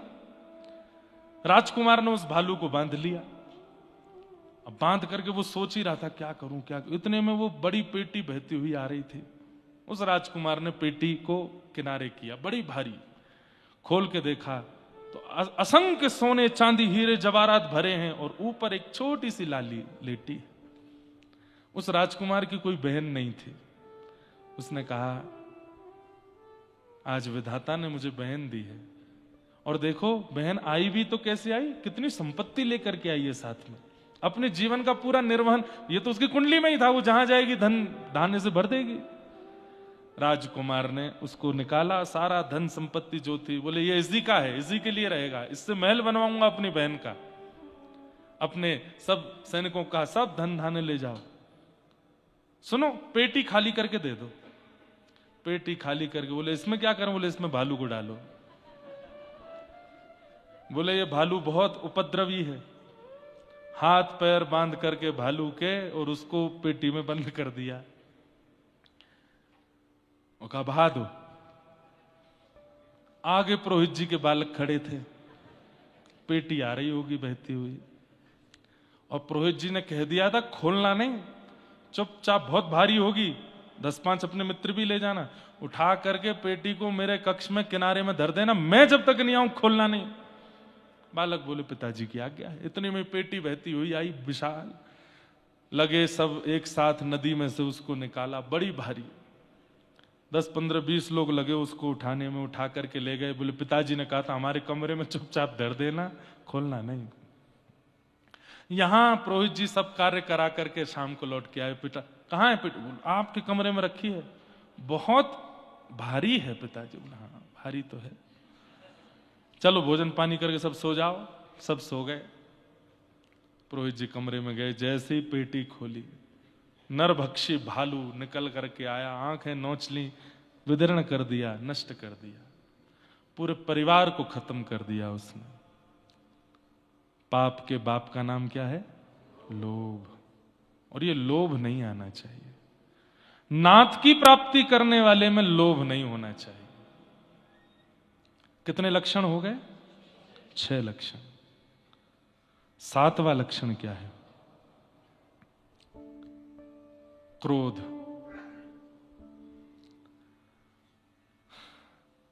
भगवत परायण वैष्णव में अगर क्रोध है तो वो भजन नहीं करता है। कई बार मैं अपने श्रोताओं को भी देखता हूं, शिष्यों को भी देख लेता हूं, और जब मुझे क्रोध दिखता है तो मुझे पता चलता है कि अष्टाक्षर नहीं करते, ये मूल मंत्र नहीं करते। आपको मुझसे ज्यादा क्रोध नहीं आ सकता। क्यों? क्योंकि भाई जब कोई व्यक्ति, उसका काम ही है यहां से वहां, यहां से वहां, यहां से वहां जाना, इतने सारे लोगों को संग रखना, साथ में संगीतज्ञ भी हैं, ब्राह्मण जन भी हैं, भक्ति पथ का कार्य देखने वाले कई बालक भी हैं, ये हैं वो, सबको कौन देखता है? अकेला मैं। इसके बीच फिर अपना अध्ययन भी करो, घर परिवार भी देखो, गृहस्थाश्रम है उसको भी चलाओ। इन सबके चलते इतना क्योस होता है दिमाग में, क्रोध आ ही जाता है। पर आप कभी भी किसी से पूछ लेना, क्रोध में कुछ अनर्गल नहीं करता, मैं मौन हो जाता हूं, बात नहीं करूंगा, मिलूंगा नहीं, चर्चा नहीं करूंगा, लेकिन क्रोध को हावी नहीं होने देता। इसको मैं अभिमान युक्त होकर के नहीं कह रहा हूं, आप सीखो इसलिए कह रहा हूं। आप में से लोग 40 वर्ष, 50 वर्ष, 60 वर्ष के बैठे हैं, मैं 28 वर्ष का आपको बोल रहा हूं। क्रोध ये प्रमाण है इस बात का कि आप भगवत मिलन के प्रति सीरियस नहीं हो, इसलिए क्रोध को आने देते हो, क्रोध को हावी होने देते हो। हमारा स्वभाव ऐसा है, क्रोध की स्थिति बनी तो मानव स्वरूप है क्रोध से। इसको रहने दो भाई, इसमें लग जाएगा, लगा दो। क्या बता रहा था मैं? हाँ, क्रोध। तो क्रोध से बच नहीं सकते, आता है, वो तो स्वभाव है, हम मानवों का क्रोध आएगा। पर क्रोध की भी श्रेणी होती है, कैसे आता है, कितना आता है, क्यों आता है। कितना भी क्रोध आवे, मौन हो जाओ, उसको हावी मत होने दो। मेरा स्वभाव है कि यदि क्रोध दिलाने वाला व्यक्ति, और क्रोध भी ज्यादातर जैसे बार बार एक विषय समझाया गया हो फिर भी नहीं हो रहा हो तो क्रोध आता है, या फिर कोई बताने पर भी प्रतिकूल व्यवहार कर रहा हो तो क्रोध आता है, और या फिर बेवजह की बातें बना करके बोल रहा हो तो क्रोध आता है। और एक ही स्वभाव है, मौन होना, और बहुत बड़ा अपराधी है तो उससे दूर हो जाना। बस ये दो ही काम हम करते हैं, तीसरा कोई नहीं कि उपद्रव, चिल्ला दिए हूं, गाली गलौज। मैंने ये भी अभिमान युक्त होकर नहीं कह रहा हूं, नाथ रक्षा करें, आज तक कभी गाली का शब्द जीभ पर नहीं आने दिया। जिस जीभ से भगवत कथा कहते हैं उस पर गाली आने देंगे?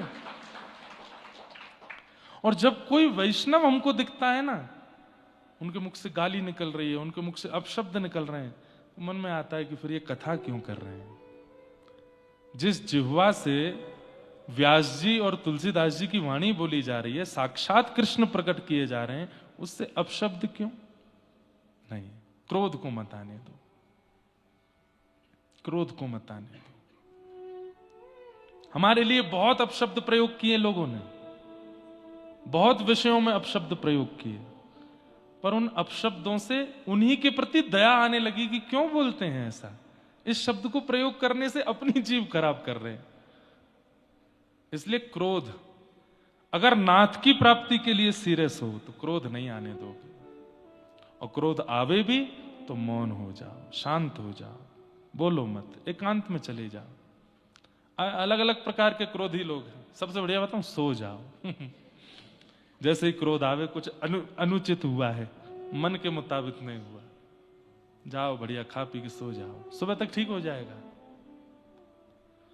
क्रोध ज्यादा देर रहना नहीं चाहिए, क्योंकि क्रोध क्या है पता है, ये एक प्रकार का इन्फेक्शन है। जैसे एक इन्फेक्शन हमारे शरीर में कहीं भी हो जाए, बॉडी पार्ट में, उसको बहुत देर रहने दोगे तो क्या करेगा, धीरे धीरे बढ़ता जाएगा, हाथ से फिर हृदय तक आएगा, मुख तक जाएगा, बुद्धि तक जाएगा, चरणों तक जाएगा, सबको खराब कर देगा।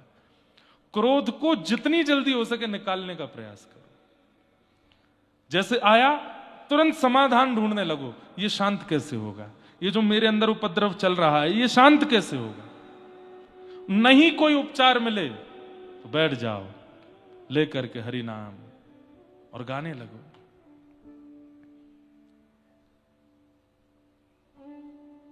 क्या गाओ, कुछ तो गवाओ।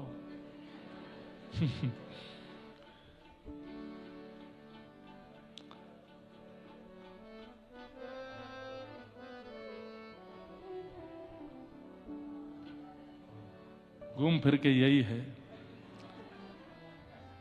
हरि नाम लेने वाला, हरि नाम लेने वाला, हरि नाम गाने वाला, हरि नाम गाने वाला, हरि का है प्यारा। मिल गया मिल गया मिल गया, एक और मिला है। जब क्रोध आवे तो क्या करो, मुझे दुनिया से नहीं कोई काम, मुझे दुनिया, बैठे बैठे ही गाना, खड़े नहीं होना। मुझे दुनिया से नहीं कोई काम, मुझे दुनिया से नहीं कोई काम, ओ मैं तो रटूं राधा राधा नाम।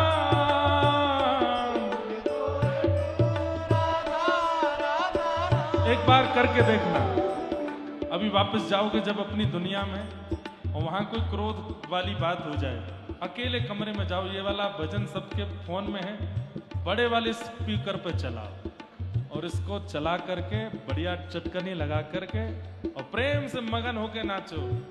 ओ मैं तो रटूं राधा राधा नाम, मैं तो रटूं राधा राधा नाम, ओ दर्शन करूं शुभ शाम, दर्शन ओ मेरे मन में विराज श्याम दीवानी, मेरे मन में विराजे श्याम दीवानी, ओ मेरे मन में विराज श्याम दीवानी, मेरे मन में विराजे श्याम दीवानी, ओ जहाँ विराजे राधा रानी, ओ जहाँ विराजे राधा, मेरों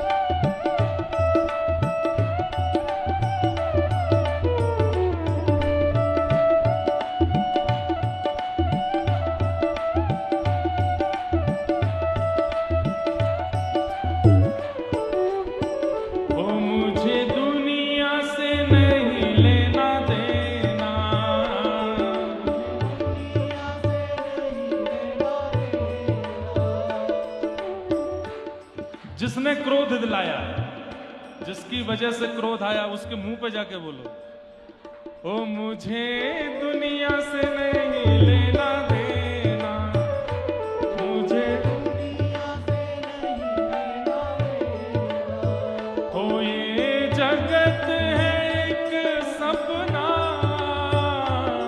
ये जगत है एक सपना। और उसके बगल में खड़े होके बोलो, यहाँ कोई नहीं अपना। देखो कितना बढ़िया है। यही बात बिना कीर्तन के बोलोगे, क्रोध, तू मेरा नहीं है, तुझसे मेरा कोई संबंध नहीं है, तू कहां से मेरे घर में आ गया है, तू तो मेरी संतान ही नहीं है ना, ये क्रोध हो जाएगा, ये पापगामी हो जाएगी बात। गा करके बोल दो, पत्नी से कोई बात हो जाए, मुझे तो ब्याह करना ही नहीं था तुझसे, ऐसा स्वभाव, ऐसा व्यवहार, तो ये क्रोध पाप कामी हो जाएगा। लेकिन यहाँ कोई नहीं अपना, ओ यहाँ कोई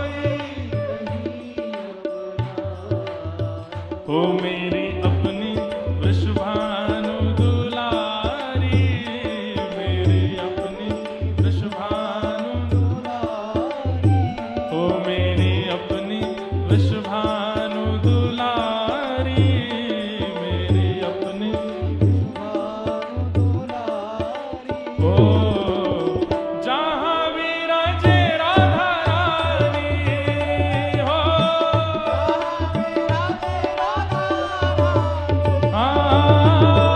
जहाँ विराजे श्यामा प्यारी हो, ओ मेरो मन लगा बरसाने में, जहाँ विराजे श्यामा प्यारी,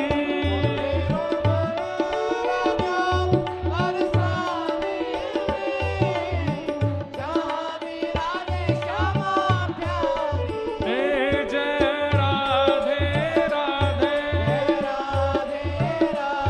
श्री राधे राधे,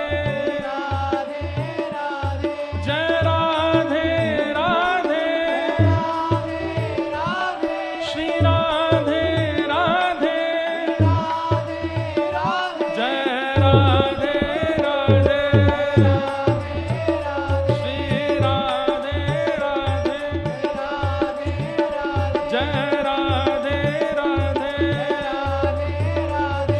राधे राधे, जय राधे राधे,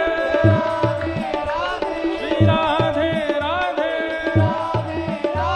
जय राधे राधे, श्री राधे राधे, जय राधे राधे,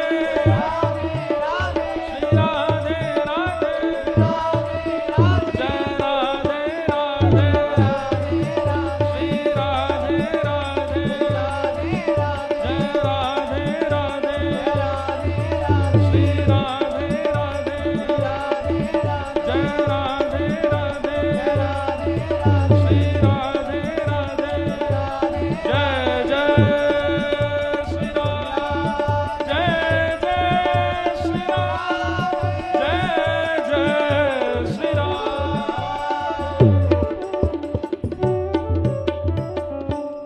मुझे दुनिया से नहीं लेना देना, मुझे दुनिया से नहीं लेना देना। ये जगत है एक सपना, ये जगत है एक सपना। यहाँ कोई नहीं अपना, यहाँ कोई नहीं अपना। मेरी अपनी वृषभानु दुलारी, मेरी अपनी वृषभानु दुलारी। हो जहाँ विराजे राधा रानी, जहाँ विराजे राधा रानी। मेरो मन लग्यो बरसाने में, जहाँ विराजे राधा रानी, मेरो मन लग्यो बरसाने में, जहाँ इसलिए जब क्रोध आवे तो पी जाइए, सह लीजिए, थोड़ा नाच लीजिए, गा लीजिए, जाप कर लीजिए।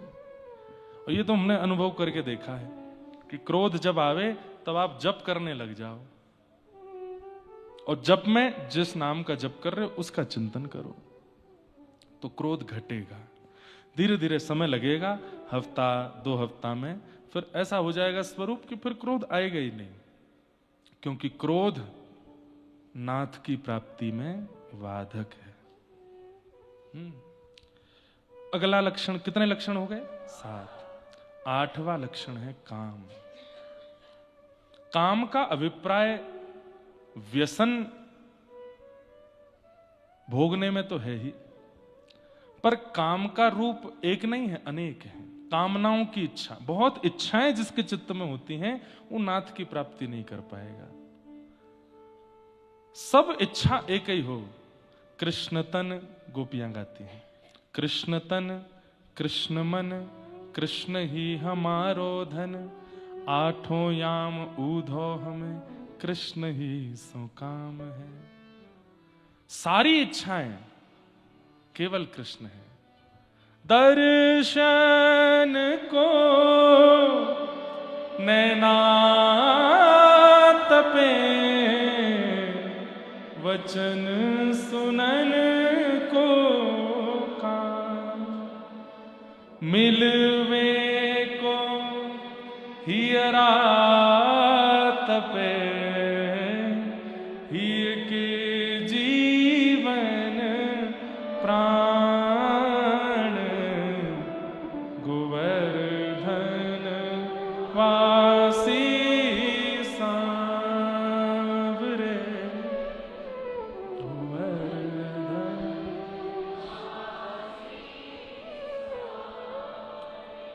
लाल तुम बिन रयो न जाए, ओ लाल तुम बिन रयो न जाए रे, गोवर्धन वासी सांवरे,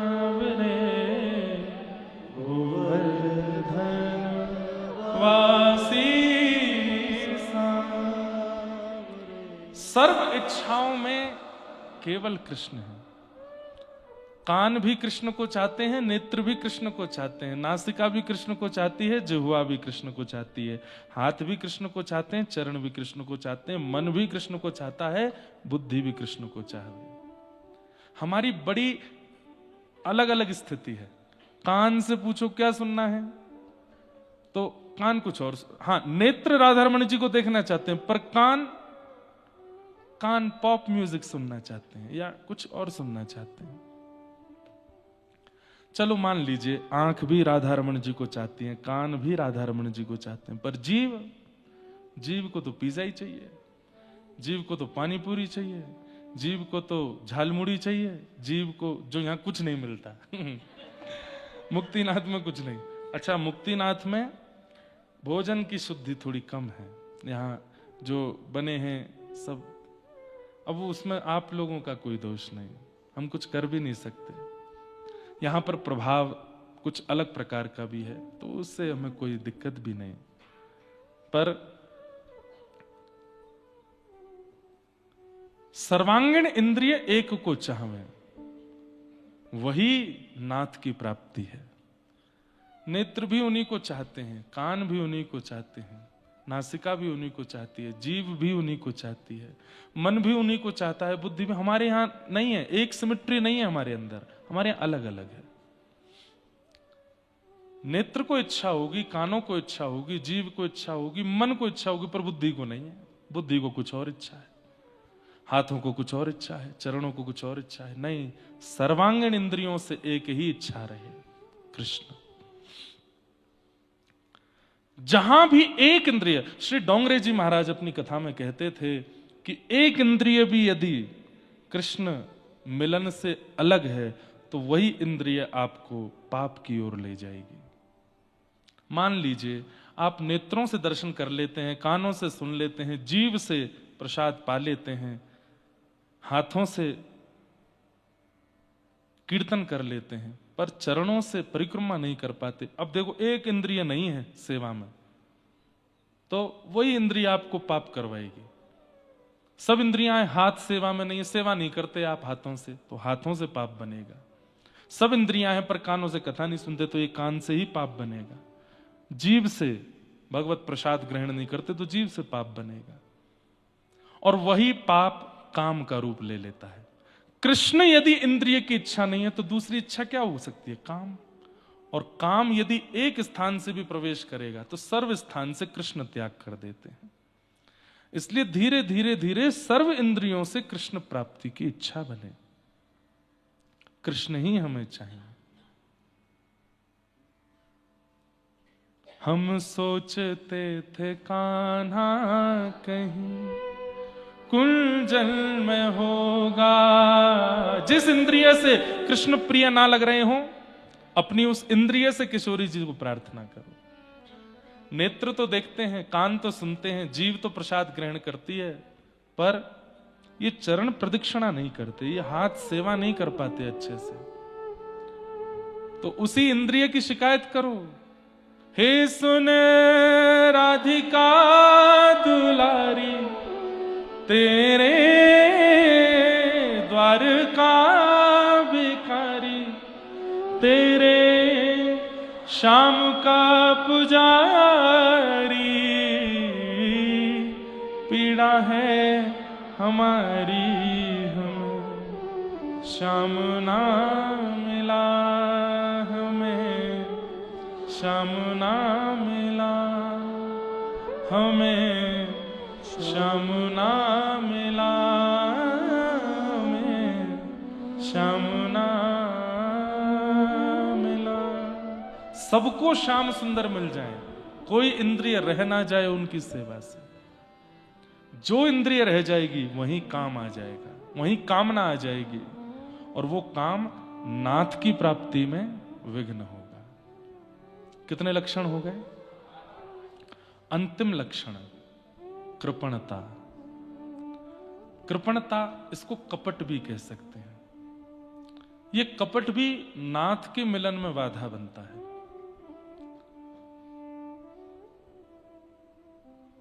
नाथ भी कपट का कारण बनता है। कृपणता कपट का कारण, और ये नाथ मिलन में बाधा बनता है। कपट किसको कहते हैं? किसी के साथ में दिखाया तो था कि प्रेम है, पर था नहीं, ये कपट है। ऐसा स्वभाव जिनके चित्त का हो जाता है, उन्हें भी नाथ नहीं मिलते। ठाकुर जी कहते हैं, तुम मानवों से कपट करके आए हो, तुम मुझसे भी कर सकते हो। कपट नहीं।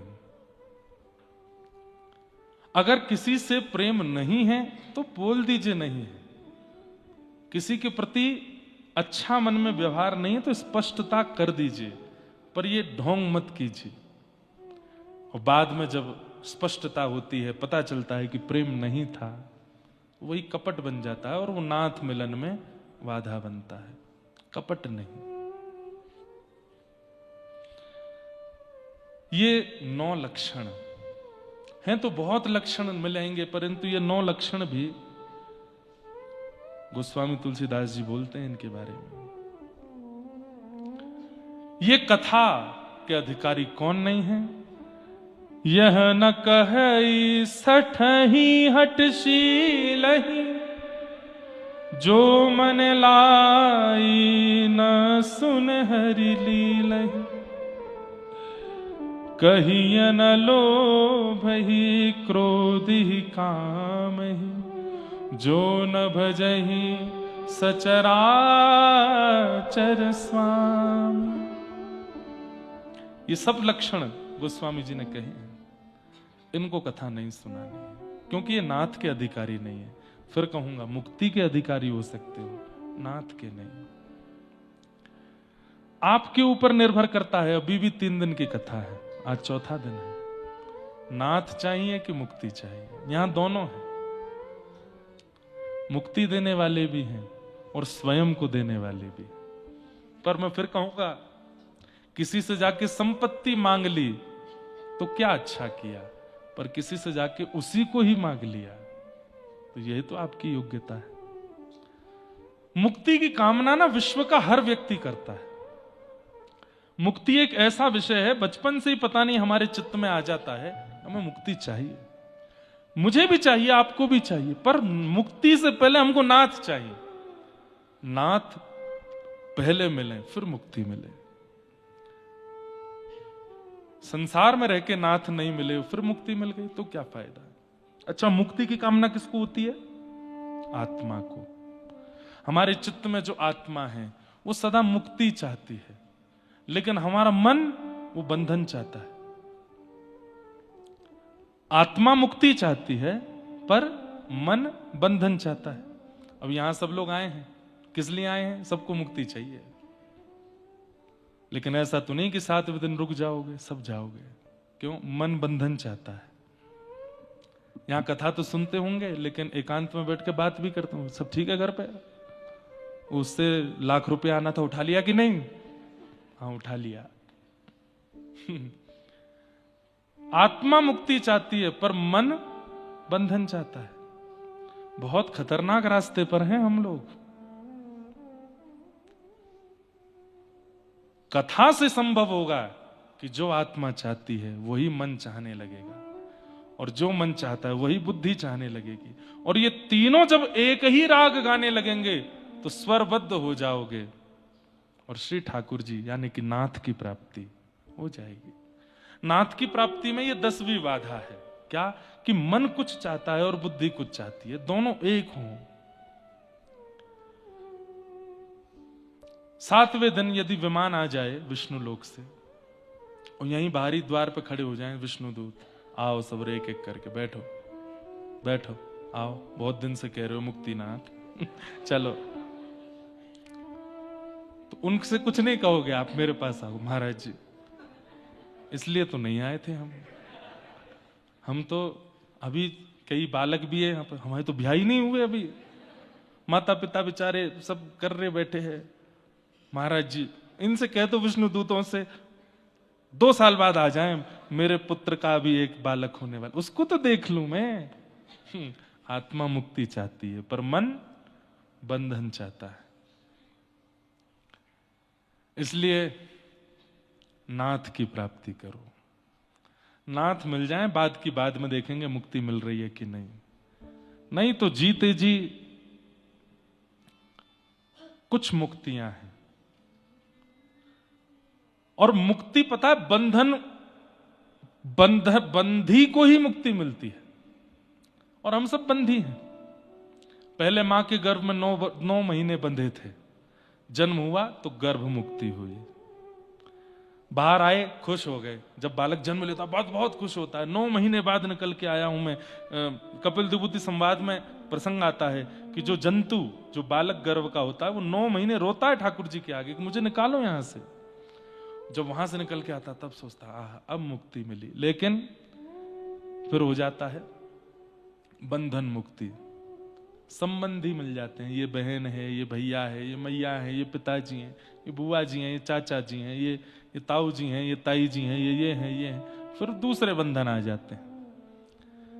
गुरु कृपा से, शास्त्रों की कृपा से, भगवत कृपा से फिर धीरे धीरे उन बंधनों से भी मुक्त होता है।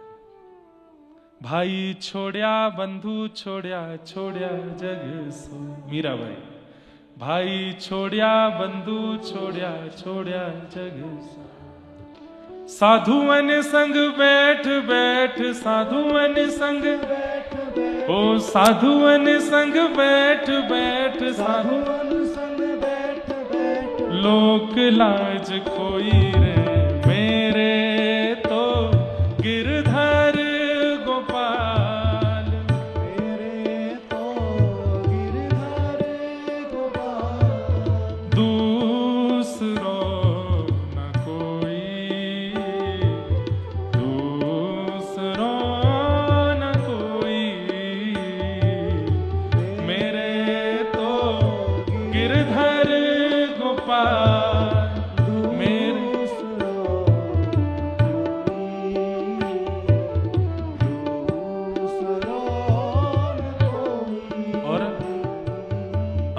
असुवन जल सींच सींच प्रेम बेल बोए, असुवन जल सींच सींच प्रेम, ओ असुवन जल सींच सींच प्रेम बेल बोए, असुवन जल सींच सींच प्रेम। हे अब तो बेल फैल गई, अब तो बेल, अब तो बेल फैल गई,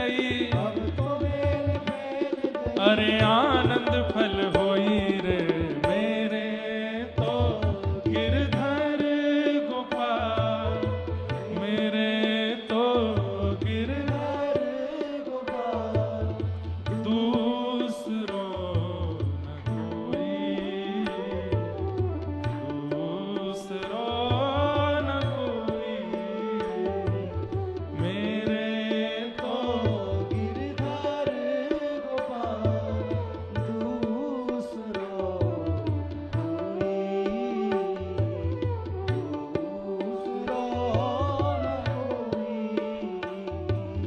मेरे तो गिरधर गोपाल, मेरे तो गिरधर गोपाल। देखो कितना अच्छा भाव मन में आया कि इतनी देर से हम मुक्ति और नाथ में चर्चा कर रहे हैं, पर नाथ मुक्ति शब्द नहीं है, मुक्ति नाथ शब्द है। तो इसका मतलब नाथ की प्राप्ति में भी कुछ मुक्तियां तो चाहिए, जिसमें सबसे पहली मुक्ति गर्भ मुक्ति, जब हम गर्भ से जन्म ले लेते हैं, और उसके बाद फिर दूसरा बंधन आता है संबंधों का बंधन, फिर उस बंधन से मुक्ति, ये दूसरी मुक्ति। नाथ की प्राप्ति में कुछ मुक्तियों की आवश्यकता है। अच्छा, संबंध मुक्ति का मतलब ऐसा थोड़ी, अब आप लोग तो मुझ पे प्रश्न उठाओ, खुद संबंध बनाए बैठे हो, खुद के माता पिता पत्नी सब हैं, फिर भी हमको समझा रहे हैं कि बंधन से मुक्ति। बंधन से मुक्ति का मतलब क्या है? संबंध से मुक्ति का मतलब क्या है? उस संबंध में अति आसक्ति नहीं, वो संबंध है पर मैं उसके बिना नहीं हूं, ये नहीं है। वो सब आवश्यक संबंध हैं, पर वो नहीं होगा, वो संबंध नहीं होगा तो मेरा कोई अस्तित्व नहीं, ये नहीं। वो संबंध निर्वहन के लिए है, इसलिए आवश्यक है। बाकी उस बंधन में इतनी आसक्ति, वो निर्मुक्ति है। उसमें आसक्ति ना होना तो बंधन से मुक्ति। तो गर्भ मुक्ति नाथ की प्राप्ति के लिए, दूसरी बंधन मुक्ति संबंधों से निवृत्त। भाई है, बंधु है, मां है, पिता है, पत्नी है, बच्चे सब, लेकिन इन सबके होते हुए भी मेरे केवल गोपाल जी, मेरे सर्वस्व मेरे गोपाल जी। तीसरा फिर बंधन मुक्ति तो हो जाती है, कई बार संबंधों से मुक्ति तो हो जाती है, पर विषयों से मुक्ति नहीं हो पाती। व्यक्ति अकेला चला जाता है, घर परिवार सब छोड़ के चला जाता है, लेकिन वहां भी विषय उसको नहीं छोड़ता, व्यसन उसको नहीं छोड़ता, विषय उसके पीछे ही लगा रहता है। और वो विषय किसी का भी हो सकता है, चाय का भी विषय होता है व्यसन, मदिरा का भी व्यसन होता है, खान पान का भी व्यसन होता है, सोने उठने का भी व्यसन होता है। कई लोगों को मैंने देखा, वो विमान में अपनी तकिया लेके चलते हैं, उनको उसी का ही व्यसन है, उसके बिना सो ही नहीं सकते।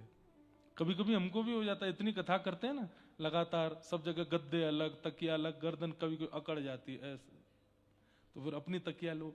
लेकिन कई लोगों को सुख के लिए अपनी वस्तु संग रखना आवश्यक होता है, तो वो विषय बंधन है। एक विषय का भी बंधन भगवत प्रीति नहीं होने देता, उससे मुक्ति आवश्यक है।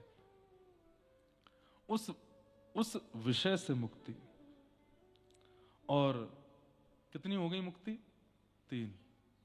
तीन मुक्ति हो गई। गर्भ मुक्ति, बंधन मुक्ति, विषय मुक्ति, और चौथी आती है भय मुक्ति। किसी से भय नहीं है। आज आचार्य जी ने एक स्तुति पत्रिका दी हमको, उसमें एक बहुत सुंदर महादान के हो है, ये नेपाली में है, महादान के हो। महादान क्या है? तो इसमें बहुत सुंदर एक पद है, एक श्लोक है, न भूप्रदानम न सुवर्णदानम। महादान क्या है? न भूप्रदानम न सुवर्णदानम न गोप्रदानम न तथान्नदानम तथा वदन्ति हम प्रदानम सर्वेषु दान अभय प्रदानम। सबसे बड़ा दान क्या है? कि मुझसे किसी को भयभीत होने की आवश्यकता नहीं। ये सबसे बड़ा दान है, भय मुक्ति। मुझसे किसी को भय नहीं होना चाहिए और मुझे भी किसी से भय नहीं है। अभय मुक्ति, भय मुक्त होना। हम सबको भय है। अभी पता चल जाए कि आइस फॉल होने वाला है ऊपर से, स्नोफॉल नहीं, ice fall. Snowfall ice fall में अंतर होता है।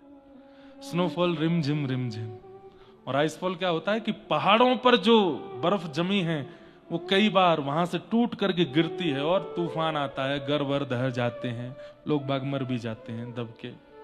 ये आइस फॉल होता है इस क्षेत्र में, बहुत होता है, कभी भी हो जाता है। डर गए?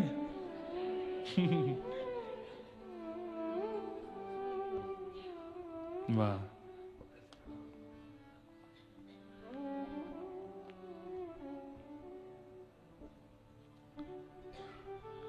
अभय दान, भय ना हो। हमको डेली घर से इंस्ट्रक्शन मिलता है, पहाड़ पे नहीं चढ़ना है, नदी के पास नहीं जाना है, खाई में झांक के नहीं देखना है, कान ढक के रखने हैं। ठीक है, वो अच्छी बात है, वो तो हमारी चिंता ही करते हैं, पर हमसे रहा ही नहीं जाता। और मैं कोई ऊधम करने नहीं, मेरे को बस ये लगता है कुछ तो मिल जाएगा। तो ऐसे कहीं पहाड़ पे चढ़ जाएंगे, वहां देख के आएंगे क्या है, ऊपर जाके मिल आएंगे, साधु महात्मा मिल गए, उनसे बात करके आएंगे कैसे रह रहे हैं। कल तो बहुत जल्दी में था, मैं महाराज जी के पास बैठ नहीं पाया ज्यादा, पर मेरा मन तो है। वहां इतनी विशाल शालिग्राम शिला है, कम से कम उनका पंचामृत अभिषेक तो कराएं एक दिन। पंचाम करें, चढ़ जाओगे? वहां पिट्ठू घोड़ा नहीं जाते, वहां तो 2 व्हीलर ही चलते हैं। हाँ, एक दिन करते हैं। हैं? क्या? गोवर्धन कल ही तो है, आज नंदोत्सव है, तो कल करते हैं। आज तो हाँ, आज की हो गई क्या व्यवस्था? हाँ, तो आज भैया सब लोग 4 बजे तक इसी प्रांगण में इकट्ठे हो जाना। यहाँ गाड़ियों की व्यवस्था बाहर कर दी गई है। 1-2 बस हैं, कुछ टेम्पो ट्रेवलर जो हो पाई व्यवस्था, हाँ वो सब व्यवस्था है। कुछ लोग अपनी गाड़ियों से भी आए हैं, वो भी अपनी गाड़ी लगा लेना। 4 बजे हम लोग यहाँ से चलेंगे और नीचे जाएंगे गंडकी तट पर। सबसे आगे हमारी गाड़ी चलेगी, उसी को फॉलो करना। वहां जाएंगे, बहुत तेज हवा है, हमने सुबह परीक्षण करवा लिया वहां का। दूसरी बात, वहां आवाज नहीं आएगी, हम कुछ गाएंगे बजाएंगे भी तो वहां जाएंगे, गंडकी मैया को प्रणाम करेंगे, अपना अपना स्थान देख करके, पत्थर ही है वहां पर, जहां वो थोड़ी देर बैठेंगे। कुछ आवाज ऐसा लगा कि हवा कम है, आवाज आ रही है, तो थोड़ी देर नारायण कवच और नाम संकीर्तन कर लेंगे। और वो करके गंडकी जी को प्रणाम करके, उनका आचमन करके, और हम तो कहेंगे कि सुनो भैया, 2-4 जग और कुछ बोतलें ले चलना। कहीं सवरे आचमन करने गए तो एक आध वहीं पुष्प अर्चन कर आए अपना, तो ऐसा भी नहीं हो। हमको बहुत डर लगता है इतनी संख्या में लोगों को लेकर कहीं भी जाना आना। तो आप लोग किनारे पे ही रहना, हम आप सबकी तरफ से आचमन कर लेंगे, सबके ऊपर जल छिड़काव कर देंगे और सबको गंडकी जी का जल आचमन के लिए दे देंगे, सबके पास पहुंच जाएगा। और वहीं नारायण कवच का हम और पंडित जी सब लोग जल्दी जल्दी पाठ करेंगे। हाँ, और कोई भी शालिग्राम ढूंढने भीतर मत जाइएगा, 7 दिन बाद चले जाना है। अभी 7 दिन में मत जाना, आपके घर वालों को पता है आप हमारे साथ हो, तो ऐसी बात नहीं है। लेकिन हमको अनुभव नहीं है ना इस क्षेत्र का। बद्रीनाथ का तो है, वहां बहुत गए हैं, ऋषिकेश हरिद्वार सब जगह है, यहाँ का बिल्कुल हमको कुछ नहीं पता, वहां कहाँ गहरा है, कहाँ क्या है क्या नहीं है। इसलिए आप लोग अपनी तरफ से कोई भी प्रयास मत कीजिएगा, बस वहां चलेंगे, गंडकी नदी पर दर्शन करेंगे, साक्षात बहते हुए शालिग्राम है, उनका दर्शन करके आएंगे, उनका आचमन करके आएंगे, उनका ग्रहण करके आएंगे। तो इस प्रकार से आनंद होगा। किस विषय पर चर्चा कर रहे थे? भय मुक्ति, लेकिन फिर भी कितने भयभीत हैं, कितने डर रहे हैं। देखो, भय मुक्ति का मतलब ये नहीं कि मुझे मरने से डर नहीं लगता, फेंक दो खाई में, ना, ये आत्महत्या है। भय का मतलब ये नहीं होता। भय का मतलब विषयों से भय, भय का मतलब संसार के उन वस्तुओं से भय जो ठाकुर जी से दूर करते हैं, उनके प्रति तो भय होना चाहिए। काम, क्रोध, लोभ, मोह, ईर्ष्या, द्वेष, अभिनिवेश, अहंता, ममता और भगवत मिलन में जो भी बात, उससे तो डरो, पर उसके अलावा किसी से मत डरो। मृत्यु से मत डरिए। मृत्यु कौन सी मृत्यु? सहज अपने आप मृत्यु को गले मत लगो। आने वाली जो मृत्यु है, जो आ रही है आपके लिए, उससे मत डरिए। वो मृत्यु तो आनी है। तो भय मुक्ति, कितनी मुक्ति हो गई? गर्भ मुक्ति, बंधन मुक्ति, विषय मुक्ति, भय मुक्ति। और पांचवी मुक्ति क्या है? ग्रंथि मुक्ति, जिसका भागवत में विवेचन करते हुए श्री गोकर्ण जी महाराज कहते हैं। क्या ग्रंथि मुक्ति क्या है? हम सबसे मुक्त हो जाते हैं, लेकिन अन्यस्य दोष गुण चिंतन माशु मुक्त्वा, दूसरे के दोष और गुण देखने की स्थिति हमारी कभी नहीं जाती। घर छोड़ दिया, परिवार छोड़ दिया, विषय छोड़ दिए, एकांत में रहने लगे, भजन बन गया, खूब ऊंची स्थिति में पहुंच गए, लेकिन दूसरे में दोष और गुण ये देखने की स्थिति हमारी कभी खत्म नहीं होती। लेकिन किसी में दोष ना दिखे, सब में गुण दिखें, ये ग्रंथि मुक्ति है। आपकी दृष्टि कैसी हो गई? विनोबा भावे से किसी ने कहा, महाराष्ट्र के संत श्री विनोबा भावे से किसी ने कहा कि महाराज, मानव का सबसे बड़ा लक्षण देवत्व किसको कहते हैं और राक्षसत्व किसको कहते हैं? तो विनोबा भावे कहते हैं, जो सब में गुण देखे और खुद में दोष देखे वो देव है, और जो सब में दोष देख के खुद में गुण देखे वो ही राक्षस है। रावण राम जी में भी दोष देखता है, और राम जी रावण में भी गुण देख रहे हैं। तो यह है ग्रंथि मुक्ति। किसी में दोष नहीं दिखता है। 1000 अवगुण वाला व्यक्ति भी आपके सामने आ जाए, जानते हैं कि इसमें अवगुण है, लेकिन आपकी दृष्टि क्या खोज रही है? कोई तो गुण होगा इसमें। इसको कहते हैं ग्रंथि मुक्ति। और फिर होती है जीवन मुक्ति। अब जीवन में कुछ चाह नहीं है, ये जीवन मुक्ति है। कोई चाह नहीं है। पहले परसों भी मैं कह रहा था, ठाकुर जी से ठाकुर जी की भी चाह नहीं है। हम सफर के सफरनामा बने रहने दो, हमको आप नहीं चाहिए। हमको लगे रहने दो, हमें रोने दो, बिलखने दो, व्याकुल होने दो, आप मत मिलो। ये जीवन मुक्ति है। अब कोई इच्छा नहीं है, कोई चाह नहीं है जीवन की। और अंतिम देह मुक्ति, इस देह से मुक्ति। परंतु ये देह मुक्ति जो है, कितनी मुक्ति हमने बताई? गर्भ मुक्ति, बंधन मुक्ति, विषय मुक्ति, भय मुक्ति, ग्रंथि मुक्ति, जीवन मुक्ति, देह मुक्ति। कितनी हो गई?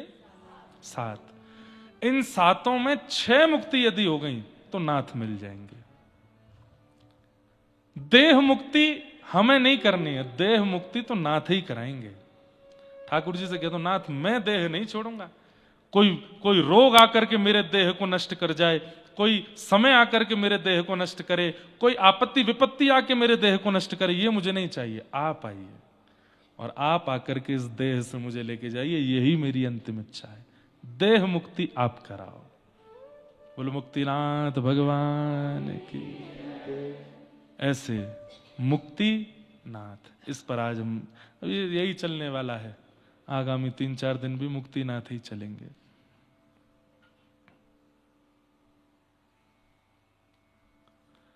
हमारे 1-2 भाई लोग भी आए, बढ़िया लिखते हैं, गाते हैं। एक बार बापू की कथा में सुनना था, तो एक बहुत सुंदर वो शायरी कह रहे थे। काम कुछ भी ना था करने को, काम कुछ भी ना था करने को, हमको भेजा गया है केवल मरने को। काय को आए हैं संसार में? केवल मरने आए हैं। लेकिन हम मरने नहीं, हम मुक्ति प्राप्त करने आए हैं। जीवित अवस्था में मुक्ति प्राप्त करके नाथ के होने आए हैं। और वो नाथ जब आ जाएंगे तब देह छोड़ा के लेके जाएंगे। देह छोड़ने के बाद नाथ नहीं चाहिए, देह में रहते हुए नाथ चाहिए। एक मुक्ति तो हमको नहीं चाहिए नाथ के आने से पहले, देह की नहीं, इसी में ही देखना है हमको आपको। बस ये प्रार्थना करो, ऐसी भावना के साथ आज की कथा को मंगल विश्राम देंगे। लेकिन क्योंकि चौथा दिन है कथा का, इसलिए नंदोत्सव, एक श्लोक नंदोत्सव का कह करके, एक बधाई गा करके कथा को विश्राम देंगे। नंदस्त्वात्मज उत्पन्ने जाता ह्लादो महामना, आहूय विप्रान् वेदज्ञान स्नातः सुचिरलंकृतः, किवाचयित्वा स्वस्तेनं जात कर्मात्मजस्य वै, कारयामास विधिवत् पितृदेवार्चनम तथा। खिड़कियां खोल दो भैया। हाँ, अभी सब नृत्य करेंगे, उत्सव मनाएंगे तो फिर घुटन होगी। हाँ, खिड़की खोल दो। अच्छा, एक बात सुनिए, 3-4 दिन से कथा सुन रहे हो, इन 4 दिन के अंदर आपके मन में क्या प्रकट हुआ? सुख, दुख या आनंद? एक ने भी सुख तो नहीं बोला था। यही नंदोत्सव है कि आज 4 दिन की कथा सुन के आपके चित्त में आनंद प्रकट हुआ है। हेरी हे भैया हो, आज नंद राय के आनंद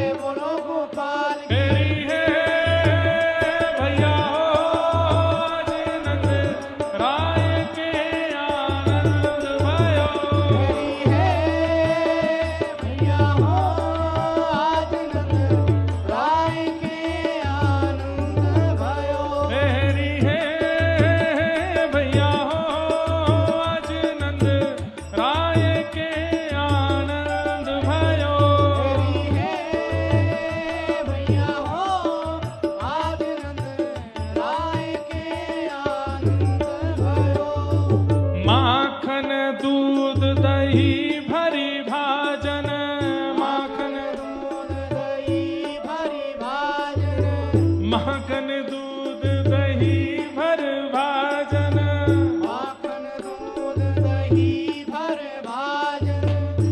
देखो, अरे ऐसा नहीं करो, रुको, देखो बड़ी बूढ़ी मैया गुब्बारे फोड़ रही है। स्वर्ण मुद्रा है, असली की स्वर्ण है। हाँ? प्रत्येक में शंख चक्र गदा पद्म बने हैं। वाह,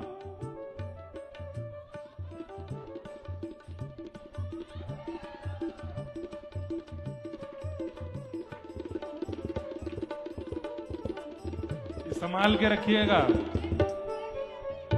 हेरी है भैया हो आज नंद राय के आनंद भयो। भैया हो आज नंद राय के आनंद भयो। हे माखन दूध दही भर भाजन, माखन दूध दही भरी भाजन। सकल ग्वाल ले आए हो। सकल ग्वाल ले आए हो। हाँ, सकल ग्वाल ले